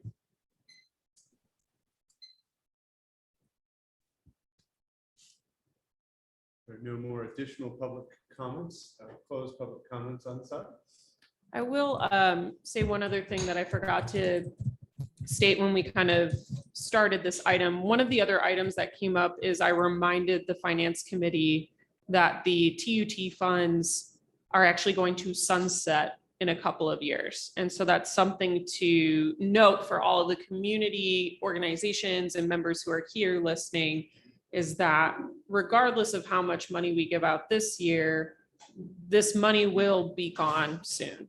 And so that's something that people need to, I believe it's 6 or 7 years. And I know that sounds like a very long time, but when you do have people starting to rely on this more, I think it's doing exactly what it needs to do, in that it's becoming more popular. We are getting more diversity in the asks. It is going to a more wide variety of individuals, which I think is great. I think the committee was really excited for that as well. But, you know, it's not going to be forever. And I think going back to the treasurer's note that he had put on it in the finance committee meeting, some of these longer standing requests are not going to be able to be maintained. More self-sufficient. They do. And I understand the purpose of this fund. I understand what we're doing with it, but it, you know, now is the time to start thinking about other options, or to move forward with another TUT that doesn't have a sunset. And that's going to be really big for the organizations that are requesting to understand, or the members of the public who enjoy these features. You know, it's not going to be sustainable eventually. And so we need to really start meeting on that. We need to really start looking at what are the other options. And again, we do have our repeat requests from the chamber, the library, parks and rec. And I believe that the Community Resource Center is going to become a more frequent asker, which there's nothing wrong with that, I think, in my mind. But I think those entities that rely on this heavily, you know, that's something to think about as we move forward, is we're going to have to figure out what we're going to do in 6 to 7 years with this being gone. No, it's actually in 3 years. 3 years, sorry, Yeah. 3 years. Thank you. Yeah, 2025, yeah. Yeah, thank you. For some reason, I was thinking 2026. I think that's where I got messed up in my brain. But that's just a side note. It is kind of an impending deadline that we need to kind of face at some point. I'd like to kind of reframe one aspect of this, and it has to do with the chamber. In terms of what we had been looking at a while back, I know Councilwoman Lucchese was part of the discussion with the chamber about using them sort of as an arm of the city in the sense of economic development, to kind of be an agent to do economic development. So I think that we could put economic development into a different account and call it marketing or whatever, but a significant amount of the money that they spend in the chamber is meant on bringing in visitors into the city. And so the support of the council on that effort to bring people in, to promote money and do all of that, I think shouldn't be looked at as somebody coming hat in hand, as much as it is the relationship that we want to develop with the chamber, where they are an agent that we can work with and they do the marketing and bring it in. So I just wanted to point out that's another way of looking at their repeated request. Every year we need to do marketing to get the word out. And that was a large part of what was being done before. So Thank you, Councilman Dutch. I think to that point, though, I think it should be noted, to play devil's advocate on this one, if we're talking about marketing, I mean, each of our hotels currently pay an additional 2% into the TBID, which is the Tourism Business Improvement District, which is meant to go strictly to marketing. And so I'm curious where Siskiyou Economic Development Council fits into this conversation about marketing our Brewfest, marketing our events. And so I think, you know, that's definitely a fund I think We that already the pay chamber them should be. 6,000 a year. Yeah, and so I know that the SCDC has, and I know the SCDC, the last time the TBID met, kind of separated the fund into 4 quadrants for the county, because some of the hotels felt like they weren't getting advertised as much as the others. And so I'm curious, you know, what the Chamber of Commerce efforts are towards the marketing. We did get the application up available. So the majority of the request is 28,000, if you'll move up, for overhead, so of the event. So the chamber is also one of the few organizations the city supports that was given a permanent funding source from the city, or semi-permanent in the signs. Yep. If part of this money is not going to the Brewfest, but is somehow earmarked for repairing the signs, I think it's something the city ought to be a close partner in, and that they own the signs. But we certainly need written permission. They need written permission from us to effect these repairs. Correct. Yeah.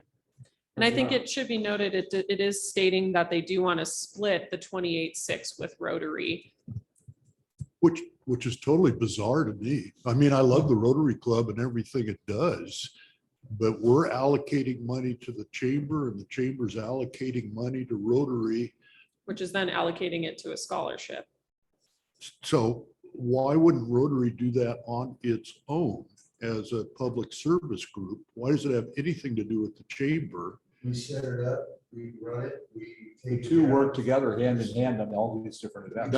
That's beautiful, but here we are. This is news to me, news to the community. And how is their membership going? After their 2 mixers, how many more? This should be funded by businesses in Dunsmuir and not community grant funds. In my economic development, Juliana addressed that very clearly. What is their role and what are they doing that's additive to the money we ship up to Wairika to promote Dunsmuir and its economic recovery? I just think, and it'd be nice if there was someone here from the chamber. I think it's a bit arrogant. There's nobody here from the chamber. There is. Oh, There's a member right there. There's a member right there. There are members Beautiful. right there.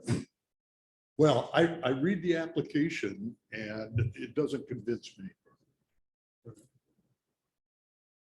Again, the chamber is performing a function that otherwise in a larger city, we would have staff to do. So I guess going back to your concern, are you stating that you'd be in favor of not funding them completely or reducing the request? Because they do have it divided into 2 priority areas. One is the administrative overhead expense, which is fees, supplies, printing, which is $37.57. And then expense to include contract labor, entertainment, and split with Rotary. Are you willing to fund a portion of their request? Okay. Yes, but we're really throwing money at a very imprecise target. The That's deliverables that the chamber is promising. Are there metrics to show? Councilmember Deutsch, how? This they're is an gonna return organization 2 to that is 1 or trying, 3? this is an organization that is trying to come back to life. That's great. And right now, to say, do you have metrics? Do you have this? Do you have that? They're trying to move forward after essentially being dead. And right now, to quibble with them about whether they've got the metrics to support that their particular requests are needed. Why are you picking on the chamber like that? Well, how do we know it's a good investment is my question of public money. It's money that increases visitors to this city.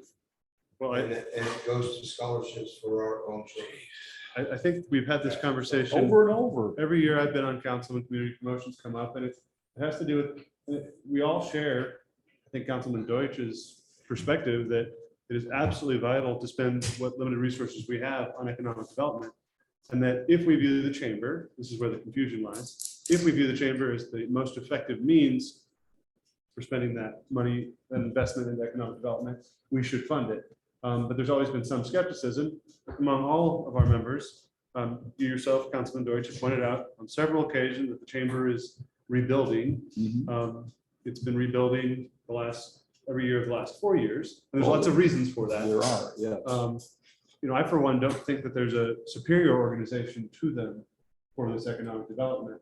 But I do share Mr. Arth's concerns about going forward, trying to hold them to some standard so we can get some economic development that's maybe more effective than what we've been doing in the last several years. Not that I disagree with the Brewfest or supporting the chamber, but I would like to see, I think we need more money on economic development, not less, is what I'm saying. I think effectiveness of the organization we send money to is an important factor. Well, maybe the way to resolve that down the line, but not tonight, would be to look at having a separate account for economic development if we wanted to do that. And we could work together with the Economic Development Council to work out a balance between the two. But I mean, I just think that we have to recognize that they essentially are part of city staff in a way. They're doing business for us to help increase our businesses. So, particularly with the ongoing funding we gave them years ago. Yeah. Which is another concern. I mean, it's brought up each year, but that they're the only other organization on here besides maybe Parks and Rec that already has dedicated funding each year from the city. I do have to say, I do have a concern after looking at, the application And I understand that Rotary is trying to raise money for scholarships, and that's a lovely thing. But I think if you're asking for community promotions funding and then splitting part of it with Rotary, is part of this allocation going to scholarships to the school? I don't think that, I have a concern about that happening just because, again, if we're talking about this being economic development, it needs to stay in that lane. If we're talking about scholarships to the school, why doesn't the school just make an act, which is great? Could we ask one of the members that are here what that was about? Because I'm not really clear on, well, how this connection with the Rotary even exists, to be honest with you. Well, on that note, would we perhaps want to maybe just have them come back for clarification, maybe we table? I think I would be Yeah. willing to table and to the next meeting and request that Luann, who did the application, come and do a presentation on how that split works, because I'm okay funding the event. I'm fine with giving them some money, but I am not okay if those funds are then siphoned to another organization for another purpose. Well, and let me just say, having attended the last chamber mixer, I'm more enthusiastic about Yeah. the revival than I've been in a long time. And I don't think this is a good time to cut off resources to them. No, I But- would, Especially when it's centered. But giving the resources without expecting something in return as far as how do we measure whether this worked or not this time next year, I think would be a good. way. That's my point. The old time boys, without much support from the district, put on a successful tournament that delivered $10,000 to Dunsmuir High School. That's sort of it. If the chamber wants to do scholarships, let them raise $10,000. Again, I think that there's some confusion about the relationship between that, and I'm just saying, I agree, we should look at it later. And I think, we obviously, we've talked about the chamber being almost an extension of the city sometimes. Other times it's incredibly separate. We obviously, we've been feeling for years that we need to have better understanding, better communication through the chamber and the city. I will say to you, with the involvement of the Rotary, and I apologize to my colleagues, I respect you immensely, but I think there is a huge conflict of interest on individuals sitting on the council who are also on Rotary, voting in favor of the Rotary getting money. Well, I That totally is, agree with yeah, that too. that is a little bit of an ethical issue that I'd also like to point out with this one. So I would like to motion to table the request for $20,000 from the Chamber of Commerce for Brewfest to the next meeting. And request additional information from Luann. Right, any discussion of the motion at hand? All right, all those in favor, say aye. Aye. Against? All right, we will table that till next time. Mr. Mayor, I'm happy to move the rest. Okay, so I'm going to do that. I wanted to propose an alternative motion. I guess I'm interested in revisiting our finance director's projections, which are almost 20,000 more than what the budgets say. That 74,000 or somewhere there around is what he would recommend the cap to be. I have a hard time cutting from any of these organizations. And I really think we should, ascertain which ones are going to be most effective or not. But I think our council should be more disciplined. I think it would be good also to have the applications in the council agenda packets as well, so That'd that the be council great. members can see the details. That's a good Well, idea. and I know that the finance committee feels comfortable with, and I don't mean to undermine work, because obviously you guys spend a lot more time with that now, but I guess I appreciate a explanation of how we can pay for it. The original vision of having the finance committee be the vetting source was the backdrop's always going to be, we'd love to fund them all. Yeah. But it's against, the context of what we do before. I think the committee, and again, I'm assuming a little bit with their feelings on things, but the committee in general seemed very hopeful in the revenue projections. And I think that's why we felt this year, I think people are also, again, gaining momentum on projects. We're getting out of the pandemic. People are seeing things happen. People want to see things happen and make things happen. And so I think their frame of mindset is based off of those factors. Well said. Well, I'll defer to your motion, Mr. Mayor. I don't know how you're going to do this. Oh, I was going to motion that we set ourselves a cap and get to work, but if there's no interest in that. I personally, again, my position as the chair of the finance committee, I see that as facilitating the discussion and seeing what the consensus is of the committee. But I would say personally, if we were to vote, if finance committee would have voted to have a cap, I would have been in favor of capping it at 74,000. I think Blake's projections are sound. And I think spending the entire 90,350 is a little bit too high for my personal preference. I did not state that to the finance committee when I was there. I did not, no, because again, you know, I want to hear what the committee has to say, and I think it's important for them to represent that. And so representing them as the finance committee, you know, I give the facts and data for what their discussion is. Personally, as a council member, I am a little bit more fiscally conservative, and I am a little concerned that 90,000 again, you know, is quite a bit higher than that number. If we were looking at maybe 80,000 or, you know, a little bit closer to that, I'd feel more comfortable. But, you know, I would be willing to entertain cuts to some of the recommendations.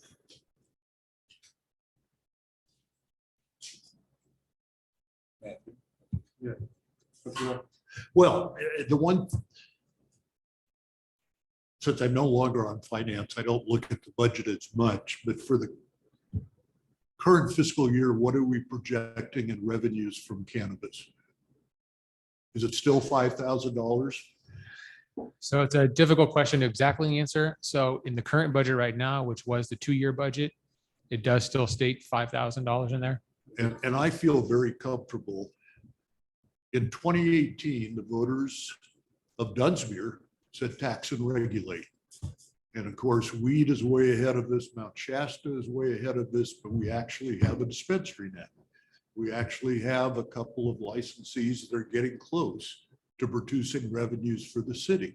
So the point about TUT is well taken. TUT. Well, both TUT, TOT. But I definitely support the larger amount for everything the chair said. This gives us a sense we're moving forward as a community. We're starting to take taxpayer dollars and give them to initiatives to let them sprout, but we're not just giving it away. So I'm happy that the cap is going up from the original. We were in bad shape, Mr. Mayor, when we set that cap. City Clerk, I'd like you to note for the record that this is one time that I wholeheartedly agree with Councilman Marsh. So as I say, I'm happy to move the remainder of the request for adoption by the council. I second. Can I request an amendment to your motion? I don't know. I would Not if it's like- going to be a cap. I would like to remove $200 from the Parks and Recs pool operations and place it to the homegrown ballpark restoration, given the complete injustice of Parks and Rec charging the homegrowns for use of our field. I accept that amendment. I too. I'll vote yes for that. And on that note, I would also support maybe pausing that one personally. I think it needs to be part of, I feel strongly it needs to be part of the bigger conversation that we're expected to have when Parks and Rec comes back to us. Including the long delayed grant that they applied for. All right, motion and a second. Any discussion of motion? Yeah, can I get a discussion? Oh. So the current motion is what? To table Parks and Rec? Is that part of that? So we, I believe I made the motion to Yeah, right, table we did. Parks, or sorry, to table the Build the Chamber of Yeah, we Commerce. got that one. And we're good for that. And take 200 from Parks and Rec and give to the good Homegrown. boys. Okay, cool, got Rest of that. it's approved. As soon as Oh, we okay. roll I call. thought Matthew mentioned something about tabling Parks and Rec. Well, I had that would be my preference, but I'll go along with council's vote. They gotta come back and answer us too. And I'd like to mention quarterly. So, So are we but for pulling? right the now, rec let's, now? let's. I'm not. roll So, this out. so just to review, the current motion, as I've heard it, is for city council to approve an allocation of $25,000 for the Community Resource Center, an allocation of $1,350 for the farmer's market, an allocation of $4,200 to the homegrowns for the ballpark restoration, $25,000 for the library operations, $12,800 for Parks and Rec pools operation, and $2,000 for the Railroad Days Committee, and to hold the SORA allocation to $0 at this time. Concur. I second that motion. Are you good? Yeah, I was the second, sir, but yes, we're good. No, Yeah. no, I wanted to make sure. He's All got to right. be good. Any further wrote it down. discussion We're of the good. motion? Huh? Any further discussion? All right, I'm just going to note for the record that I'd be in support of, I would vote for it because I'm in favor of all the others, but I really want some clarity on our relationship with Parks and Rec, and throwing more money at it before we have the clarity doesn't feel comfortable to me, but I also don't mean to never fund it. The pool is very important to all of us in the community. All right, can we have a roll call vote on this one? And Councilmember Arth. Aye. And Councilmember Lucchese. Aye. Councilmember Keisler. Aye. Councilmember Deutsch. Aye. And Mayor Brian. Aye. And I'll just say to the members of the chamber, if you want my support, it's got to be a better application, including the Rotary piece. All right, well, we look forward to bringing that back to the chamber.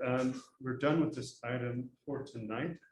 Thank you, everyone in these community organizations for really doing the good work, fighting the good fight out there. You guys are the front line in so many ways, individually, each in your own sphere, and we're very blessed to be in a position to support you this year. Want to take a break? Thank you. No, let's go. Well, Blake's got to get out. Okay, that's right. All right, well, 8 o'clock. actually, I mean, would you prefer a short break before? No, I'll be fine. Yeah. I can share it online. No, what I'm asking is I've already logged in. Can I be able to share so I can do my screen? Yeah, right or here? Blake has it. So I have it already. Yeah, Blake has it too. No, what I'm trying to explain is I think that just the way we've been talking here, rather than my stand up over there, I could sit here and just do it from here myself is what I'm saying. So I'm already on there. If you would just give me the chance to share, then I'll just share from So here. you can't share. Huh? You have the ability to share. I do? I'm And a co-host, good. for everyone attending, we're moving on to item C, transportation item. Councilman Deutsch is on the Transportation Commission. For the county, he's going to address unmet needs in our community. Thank you, Mr. Mayor. Let's see here. Having trouble with this. Right now. It's right over, hovering right over. There we go. Okay, okay. Slideshow and, okay, good. There we go. Okay, so as a commissioner on the Local Transportation Commission, I'm proposing that we send a letter to the commission. And that letter would list a set of unmet needs that I believe, and I believe when you look through this, you'll agree that we have several severe unmet needs in our transit world. So with that in mind, Just gotta let it. okay. Each year, the unmet needs process is carried out to identify and evaluate any potential needs that are not being met through existing public transportation services. The submissions to this process are received by the Local Transportation Commission. This year, the submissions to the commission will be accepted at their 8/10 meeting. The time interval between the passing of the front ends of successful, the term headway. This is a key item in this discussion, so I want to make sure we understand what it is. It is officially the time interval between the passing of the front ends of successive transit units, vehicles or trains, moving along the same lane or track or other guideways in the same direction, usually expressed in minutes. What this essentially means is if you get left off at a stop, how long do you have to wait for a chance to get back home? So that's really essentially what it means. Now, what really hasn't been made very clear is the fact that Stage makes 4 runs per day. What that means is that the headway for our bus system is 2 hours. That means that once a person gets let off, say in Mount Shasta, at a doctor's office, that person has to wait 2 hours for a return bus. So that's really, I think, one of the major flaws in the system as it exists right now.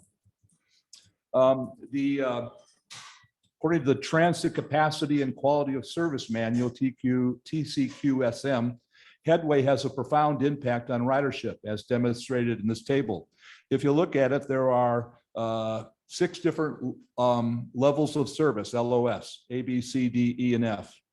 And if you look at the next column, you have headway, and that is how long before our next service comes along. Less than 10 minutes is an A, 10 to 14 is a B, 15 to 20 minutes is a C, 21 to 30 minutes is the D, E is 31 to 60, and F is over 60. We're double the F right now. So in other words, a person that wants to make a trip in our system right now has to plan on it being a multi-hour expedition. And if it's, let's see if I've got this on the next one here. So the impact on the South County cities as stops on a single route. As currently designed, the stage route serving Dunsmuir place a unique and undue burden on potential Dunsmuir stage riders. This creates a situation where a rider from Dunsmuir wishing to travel to Weed has to stop at every stop in Mount Shasta before getting to Weed. A rider from Dunsmuir wishing to travel to Wairika has to stop at every stop in Mount Shasta and every stop in Weed before heading to Wairika. That's something unique to Dunsmuir because of the fact we're at the bottom of this route system. Coupled with a 2-hour headway, this means that any trip taken by a rider traveling outside of Dunsmuir will have to treat what would otherwise be a quick trip into an hours-long ordeal. The VIA mobility alternatives. On July of 2021, Stage put out an RFP for developing a comprehensive schedule with route guides and maps for Stage to implement throughout the county. In September of 2021, Stage staff chose VIA Mobility. At that July 12th meeting of the LTC, VIA Mobility gave a briefing on their work. They produced 2 alternatives. These are essentially the 2 alternatives. There's a lot of information up there, but essentially the first alternative, the green alternative there, alternative 1, would essentially be the same route system that we have right now, essentially the same kind of numbers, little variations. What alternative 1 focused on was in each of the cities refining which stops are made on the route. But again, the whole route system is designed that it starts at Dunsmuir, works its way through Dunsmuir, goes to Mount Shasta, works through Mount Shasta, works its way to Weed, goes to Weed, etc. So what that means is that with the same bus system we have right now, we're going to be limited to a 2-hour headway. So that calls out for another model. The alternative they put forward kind of paid a little service to the idea of something different for the South County. But what that alternative was that we still would have a circulator route, a route that rides all around the 3 cities. And the problem with the alternative is that because that circle is so large, they'd have to cut in half the number of routes in the day. So they basically put forward an alternative that was already by the very nature of it, not workable and wouldn't improve and in fact would make things twice as bad. So those were the 2 alternatives that they were given. And in evaluating the alternatives, what they said, alternative 1, comparable direct visits, trips, VRH as existing conditions with significantly shorter travel times and more direct service. Prioritizes single seat journeys to and from Wairika. So again, that's the priority, is to get people to and from Wairika rather than say around Dunsmuir. Significantly increases levels of service to from McLeod versus existing conditions. Improves service to Dunsmuir with more direct connectivity. That's their circulator route. That would only result in 2 instead of 4 routes. Alternative 2, lower level of service than existing conditions, requires transfers for anyone traveling between North and South County. Transfers will significantly increase journey times, requires a split shift on one vehicle to accommodate southbound return trips for riders traveling between McLeod and Dunsmuir and Wairika. Small increase in level of services between Dunsmuir and Mount Shasta, less service between Mount Shasta and Weed, less service to McLeod compared to alternative 1. So essentially not viable. They recommended alternative 1. However, in my view, neither alternative decreases the excessive headway in a meaningful manner. Both alternatives are based on the circular nature of the existing route. As a result, potential Dunsmuir riders are uniquely disadvantaged when traveling beyond Mount Shasta. Dunsmuir, these are the 4 needs I've identified, and I have in the draft letter that you have there. The need to support travel internal to Dunsmuir, to have a bus that rides every 30 minutes making a circle within Dunsmuir. The need to adequately support travel to from local cities. The vision and the model that I've been putting forward would again have a circular bus that would ride around and then have an express bus, whether it goes all the way to Wairika or just up to Weed and rides back and forth, but it would only stop at one stop at each city. So a person that had to go from here to the US Bank in Weed would get a bus in Dunsmuir, get to a transfer point, probably up north. The bus would take them to a stop in Mount Shasta, and then they would take them to Weed without any more stops along the way. And then to need to support commuters traveling to and from local cities. And I know that Councilwoman Lucchese experienced this herself, the idea of being able to count on these 4 routes going up and down the interstate would make you have to have a work schedule that could be conformed to the particular bus opportunities. I think right now the schedule is I would leave Dunsmuir at like 9:38. I would get to Wairika by like 11:45. And then the last leaving bus from Wairika to Dunsmuir would be like 4 something. So like I'd basically only work in Wairika from 11 to like 4:18. And then the return trip from Wairika right now is like 30 hours and 15 minutes. Yeah, it's really insanely dumb. Like it's not great. Yeah. So, and then moving on then, there's also a need then to support reduction of downtown parking. We've talked about that before, and that's why you'll see I asked about the Travelers Hotel. The need to support travel and turn to Dunsmuir. Dunsmuir has a significantly high number of senior citizens and disabled citizens. For those without transportation, the most basic need is to shop for food. At present, Stage does not provide a way for riders to travel within Dunsmuir to our supermarket, Dollar General, Farmers Market, or other destinations. As Stephen Bryan reports from Dunsmuir's Family Resource Center, around 20% of the community struggles with transportation needs, more seniors than any other great age group. So that is one of the essential things I'm trying to capture here, is that we 3 cities each have a need to get people around in our cities, particularly with the number of seniors and et cetera.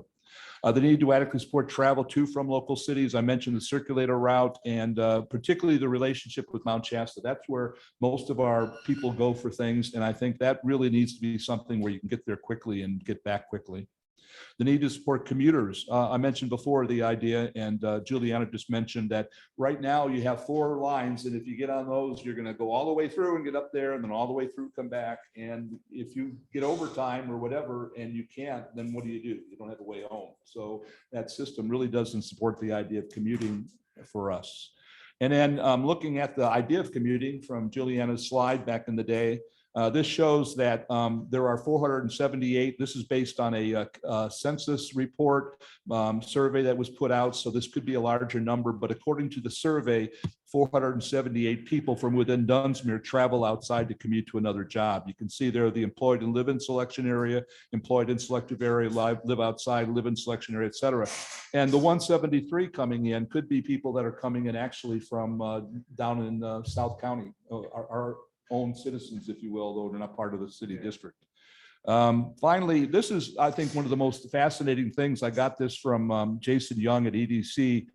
There is something that is called, forget what it was, I'll get it in a second, but it looks at the visitors coming into the city. So if you look at it in the last year, from today, looking back a year ago, we have had 713,000 visits. 713,000 people visiting the city of Dunsmuir. And looking a little further at that, at the bottom here, you can see the graph, the middle number there is 4,000. So you can see that it's a little bit up there nowadays in terms of reaching 4,000 visitors. And that means that those are people that are driving around, parking, et cetera. So again, I'm talking here about the idea that we need to increase our parking situation. And then if you look at it from this standpoint, the number of people that are visiting, how long did they stay? The large number on the right is referring to the people that are probably staying in a motel, or, because it's over 150 minutes. So that probably means there's somebody that's staying in a hotel, which means look at that large number of people. If we had a circular route inside of Dunsmuir that could reduce the amount of parking downtown, because we could have them riding the shuttle instead. So that's kind of the way I'm looking at that. And then that's the whole point with the Dunsmuir parking problem. So I have a draft letter to the LTC, and the City of Council requests that the LTC fund an in-depth study into the challenges laid out in this letter, with the goal of developing a model for South County cities that meets the needs of our citizens as delineated above, with quality service as delineated in the transit capacity and quality of service manual. Foremost would be the goal of achieving a 30-minute headway, which would be a D on the LOS scale, but still would be able to give us the ability to have an expectation that every 30 minutes there'd be something there. So that's my presentation.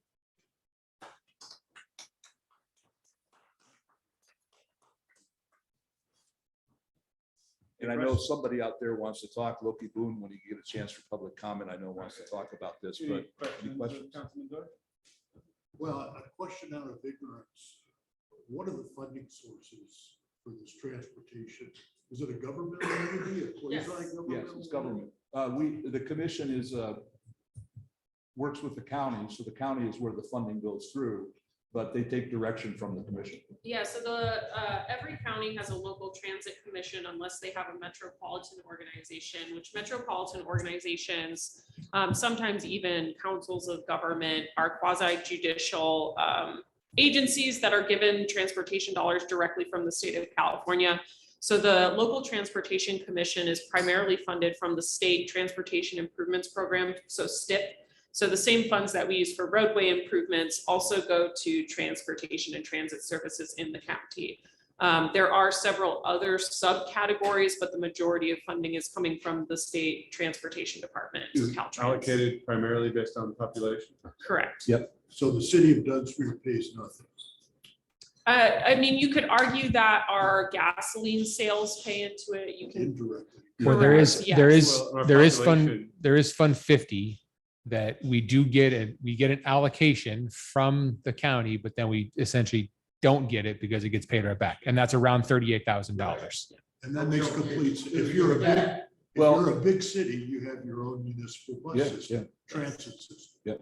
We don't. That brings up a good point, and it really is kind of looking at how this would actually be able to be funded. Obviously, this is going to be an increase over what the existing fund is significantly.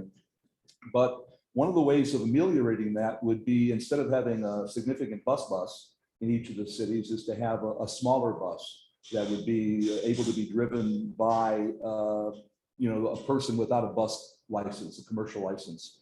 And so when you look at it, I know that, for instance, Weed right now has a sales tax that pays for a shuttle that is designed specifically for senior citizens.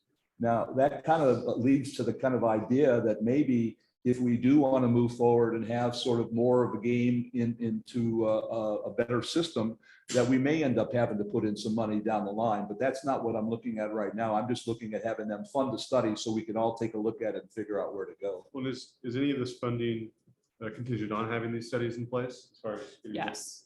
A lot of the funding agencies from the state will give more priority if we've shown a study into, user rates, acceptance rates, things like that. Yes, it would impact potential funding. And then just going on Councilman North's first excellent opening question. Would we have the option to withdraw our population percentage from the county's system, where we're trying to set up something on our own? I don't know. That's a good That's question. a good question. And that heads to what Councilman Deutsch mentioned. I think, especially for local transit, I would love to see smaller electric vehicles. And if they were done by a charter company. That's another option, is to look, for instance, at Manchester Taxi, which is run by somebody from Dunsmuir. Yeah, we don't have Uber, we don't have Lyft. Taxi is very marginal. We're constrained, if you're a poor person. So I love the first step, and it's just trying to look to the future. And my last comment is, this is sort of one hand clapping. You do raise the parking issue.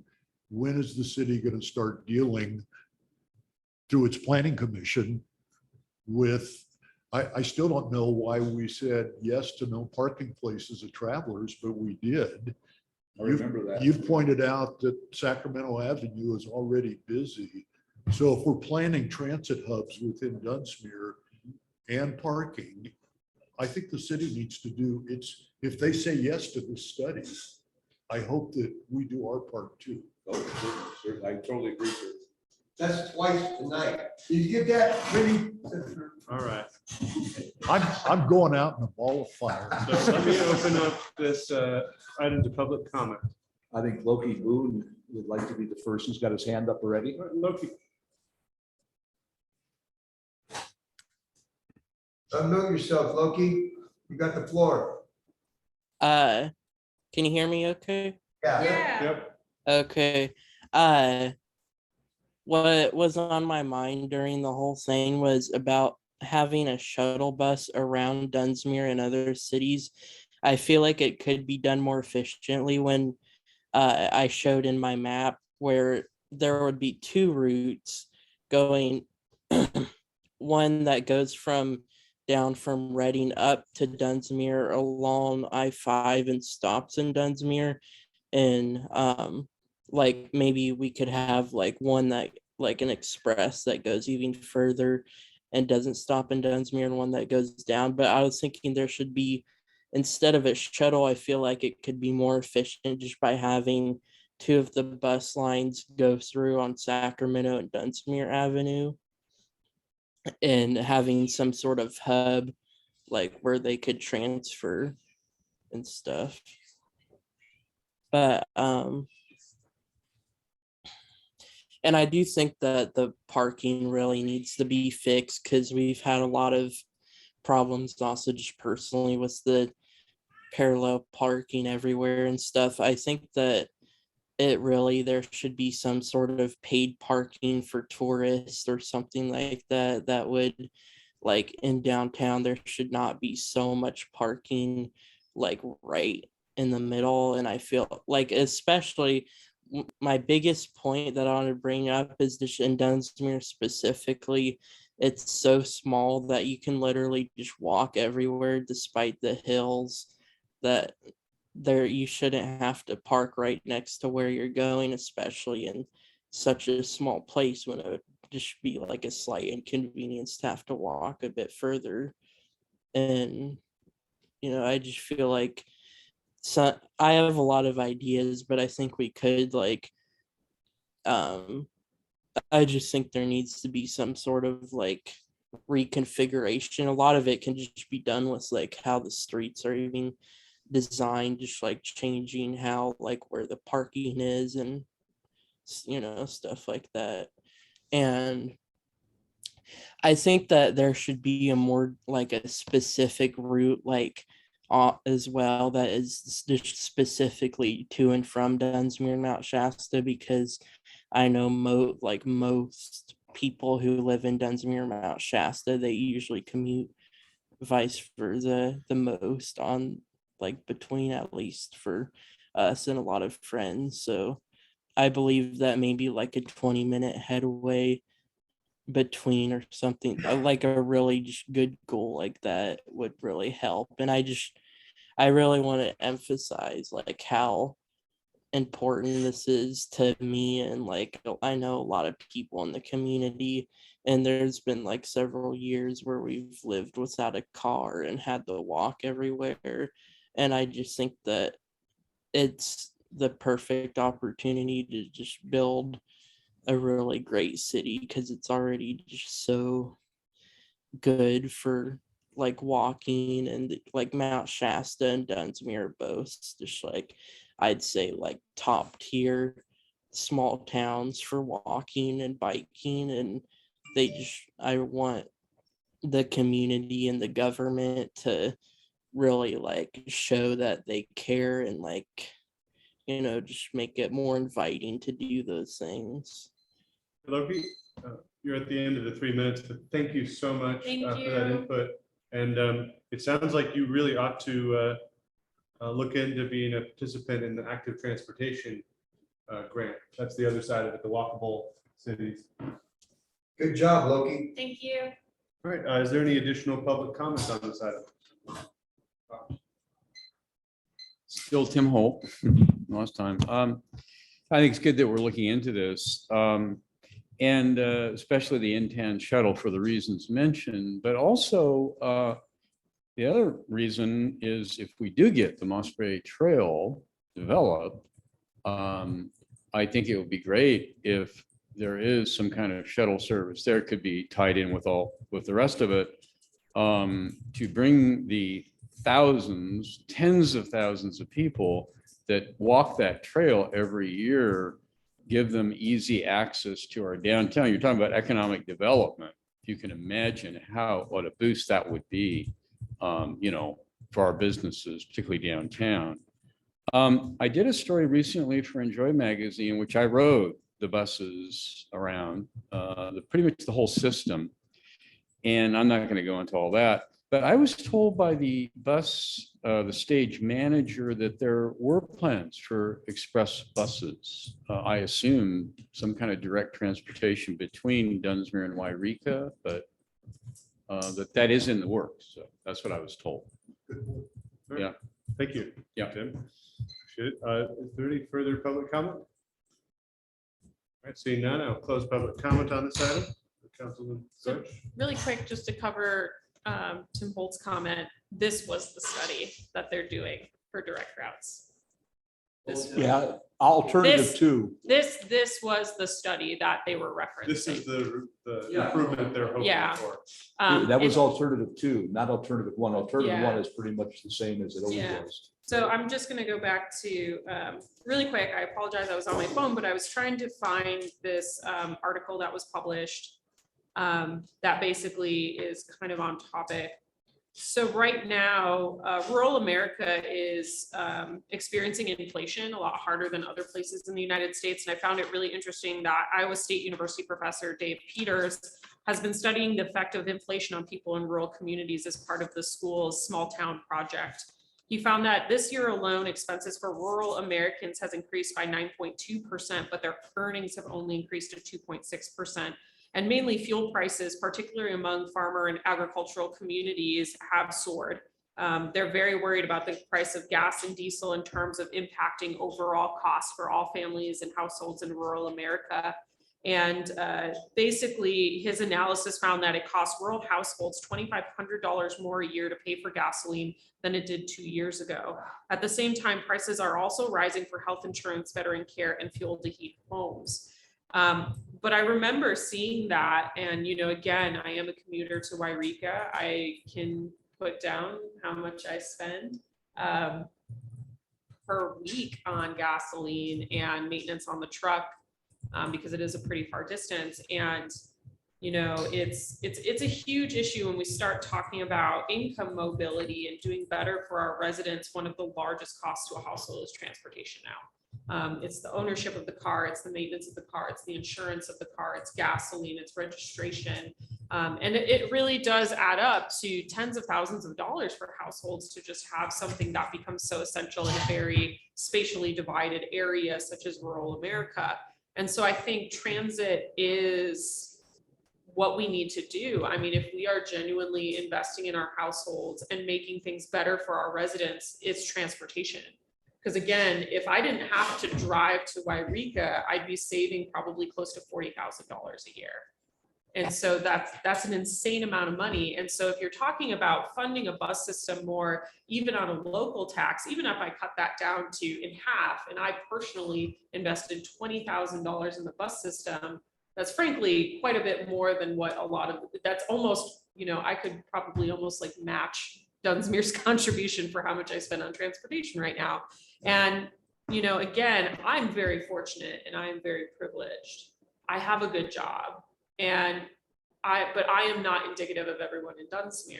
And so for me to spend this much money on travel, I mean, I can't imagine what type of choices people are making in their households now.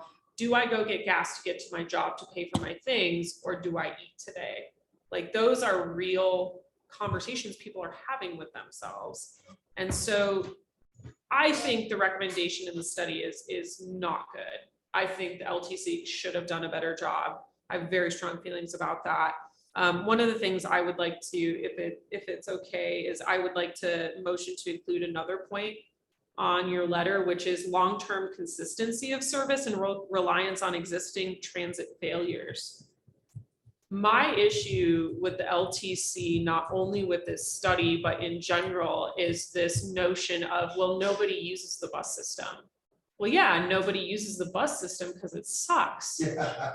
And, you know, in the planning world, we talk about behavioral changes in people and reliance on consistent services such as transit.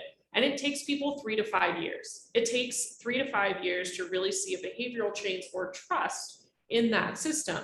I have never trusted this bus system. I have used it once and it was pure chaos. I couldn't even figure out how to read the schedule. And I'm a trained planner. I do bus schedules. I have designed a bus schedule and I could not read the bus schedule when they previously had it. And again, that's what's deterring people from using it, is it's not consistent and it's relying on this whole fallacy of, well, people in rural America don't want to use transit. That's not true. You know, I've lived in a town of 4,800 people that had a wonderful transit system. And it went throughout an entire county. And so it is doable. You just have to do the investment and you have to allow it to take time for people to trust that system and rely on it. The other thing too that I would like to amend into the letter is after you very lovely explain this, the service frequency level of service, you have here a rider from Dunsmuir traveling to a doctor's appointment in Mount Shasta, and I won't read the whole thing, but I would really like to iterate. Dunsmuir relies on neighboring cities for banking, pharmacy, healthcare, and governmental services, specifically the DMV. Yeah. I mean, we have to think about, you know, imagine if you did not have a vehicle. We don't have a pharmacy. And again, we're talking about our seniors. We're talking about our aging population who may not drive anymore. So they still need the DMV for license. They need it for an ID because you do still need that for different services. They need to go to the pharmacies in Mount Shasta. They need to go to the banks. We don't have a bank. And employment wise too. Yeah, and employment, I mean, just the simple services listed there, these are all essential services that we need transit to. And you can't take 2 hours out of your day to go do that. I'm sorry, that's inexcusable. So, I mean, I have very strong feelings about this because I think from a social justice issue and improving the livelihoods of our residents, I think the best investment we could ever do is public transit. Well, let me take that in wonderfully. I think that was a wonderful set of things. Suppose we were able to approve sending a letter, and with the idea in mind that you and I would get together and work your things into it. And yeah, is that okay with everyone? I'm happy to move that, and I hope it also reflects the council reviewed the draft and endorsed it unanimously. Cool. I So like that. it would be really nice to know when the LTC meetings are as well. And I'm being a rep, you know, I know you're really good about letting me know, but I don't think the LTC meetings are accessible to a majority of the residents of this county. You can't get there on the bus. Who can't get there on the bus. I would like to see the LTC members actually take the bus to their meeting and pledge to actually do that for at least one meeting. Well, I do have to say something. I do have to be very clear about something. None of the people up in Wairika right now that are managing this created this system. Yeah. They're working as best they can with the funds they have and the direction given, et cetera, et cetera. But at the same time, I do think that there is an opportunity here to really kind of change the relationship of the cities here, to kind of look at us as each having our own needs and our own responsibilities instead of having a system that's based on getting people to and from Wairika. I think that's the key here too. Then. Yeah, I think that is a flaw in the thinking. Yeah. Because Wairika, although yes, they do have a majority of governmental services like Social Security, the things like that. I think it's just such a very narrow focus that is a disservice, frankly, to the rest of the county. You know, I think it would be good. You know, I would love to, again, just a note for you as the LTC rep. They need to do a better job of outreach to the cities. No one even asked our opinion. And I mean, I understand you're the rep and that's nothing against you, but I think the LTC in general needs to make a much more conscientious effort to host LTC meetings in other cities and invite other input from residents, invite other input from individuals, because right now it is a couple of people making decisions for 40,000+ people over a county the size of Connecticut and Rhode Island. Like it's like I said, I think transportation is a huge need in all of the cities. Again, working in Wairega, it's an issue there too. But I think this is where we could make the greatest impact for our residents, not just Dunsmuir, but And if you everybody. research it, I think we'd be happy to back it up with the threat that we could take our money elsewhere if that's allowed. Well, I think right now, the whole key is just to get somebody to give us a plan and look at it, and then we can kind of figure things out from there. That's where we can look at grants. For instance, one of the things that, if you remember, there was a moment of excitement back in, I think, January or February, where I had been notified by the transit person, Angie Stumbaugh, about an opportunity for grants for supporting senior citizens and disabled. Yep. And that's a federal transportation grant. And right from the beginning, that's what I was looking at, is saying, wow, they can support buying the vehicles, they can support operating costs. So the whole point of putting front and center the idea that we have these seniors, that their needs aren't being met, is met so that we can be able to fund it that way. So all the way down the line, I think we can find ways of making it happen, and we don't have to make those decisions now. We can just wait till we get the data in from them. Make sense? Yeah. So I make a second effort to move the item Sorry. with final editing between council members, Lucchese, even though it's your letter, Mr. Mayor. Oh, The final team is Bruce and Juliana. And if need be, Bruce, I'm happy to attend with support of the mayor. Oh, that'd be great, yeah. I plan on- apologize for the rest of my. Next brain Wednesday cells at 3. kicked in and I Yeah, got well, real I was afraid of sassy. that. I was afraid of that. I'm sure, yeah. Yep. Yeah, there's a Zoom meeting. Aye. All those in favor, say aye. Aye. Against? Motion carries. It'd be unanimous. It might be an interesting, topic for the next Lola meeting. Yeah. Maybe have someone from the stage roll right in there. As long as it ain't out in the, where was the last one? To the- Yeah, I'm not going to. You didn't go to that? Nah, I had another engagement. And a cow coming back. We one got time. another item still. All right, we do have item D, memorandum of understanding with the city labor. I'm going to recuse myself. That's right. You gotta give the gavel to the. To the erstwhile. Okay.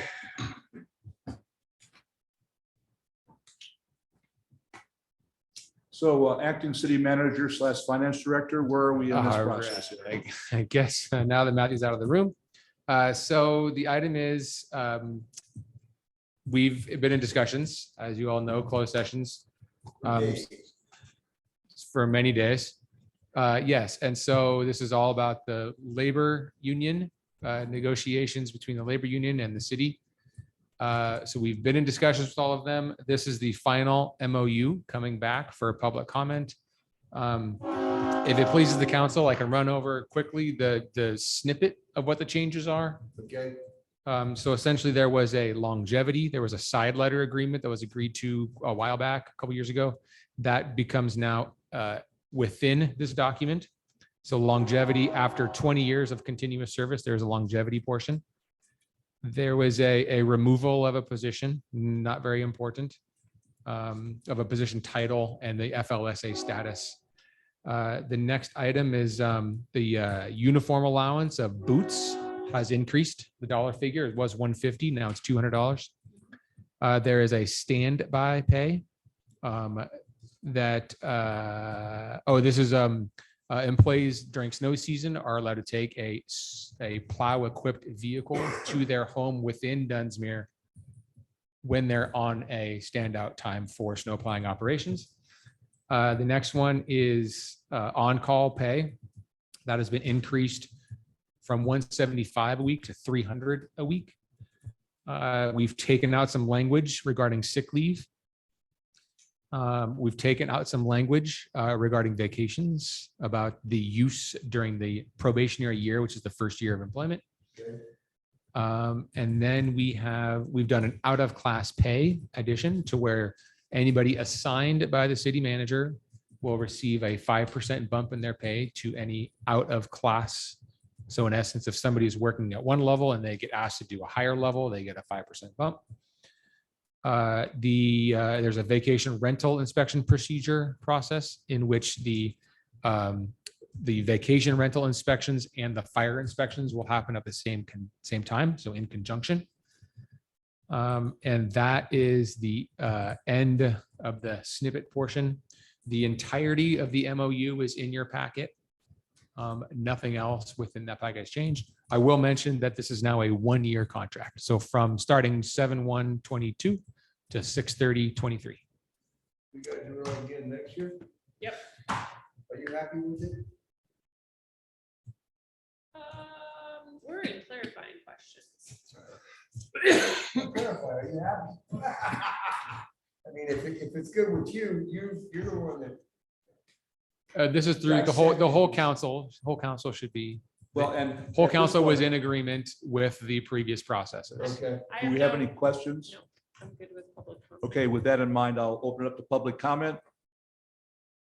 Is there a public out there that would like to comment? Yeah, It's been a while. you're good. I see no public comments, so I close public comment. I'm happy to move the item. I'll second it. Okay.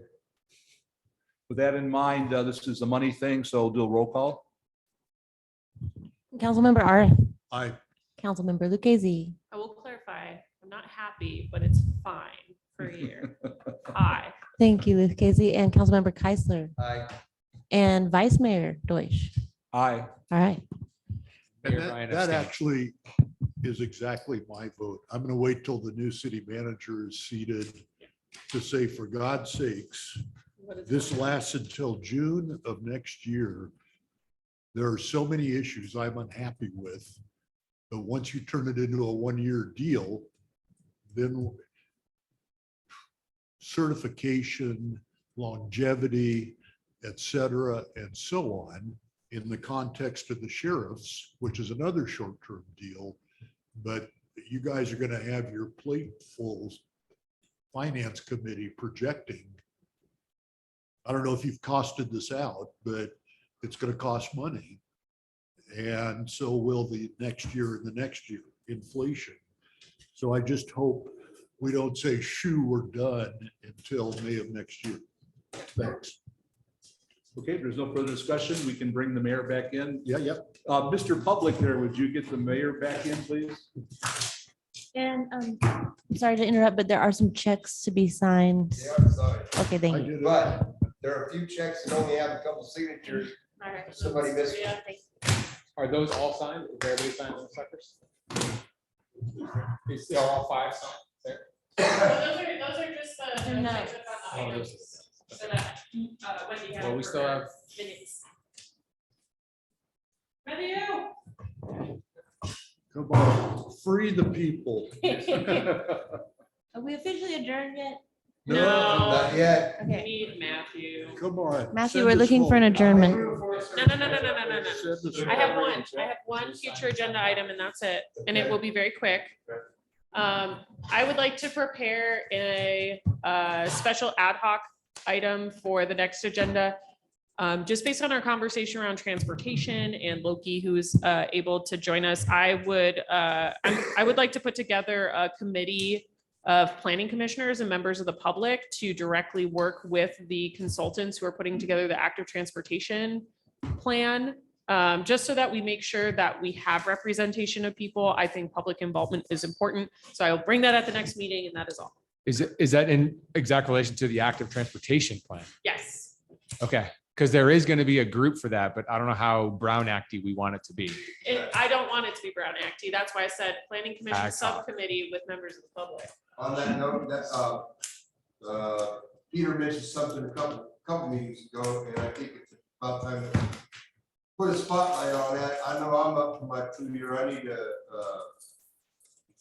do Brown Act ethics, yeah, redo I think we're gonna do that once we bring the new city Scheduling manager it with, on board. actually, we're gonna do talking to John about it today. We're gonna hopefully do a almost full day session with the morning part for city staff, and then it'll be planning commission if we can do it, and city council together. That's how we did it Ooh, before. that's a Worked good out one. really well. And if you want to provide with Rico planning commissioner training. Okay. And with that, as long as we're bringing them in, we could do that. Well, it also brings up another point too, is, and I haven't heard any news on this, so we plan on conference. The conference is an opportunity to do that if we're going to conference, so. It is, but the main reason I thought of getting this going was we have a new to California. Oh, that's city interesting. manager, and rather than let them trip along, figuring out the Brown Act. Oh, yeah. One Google at a That's a good time. And then John wants to do it because he thinks he can better tailor it to our particular city and the issues.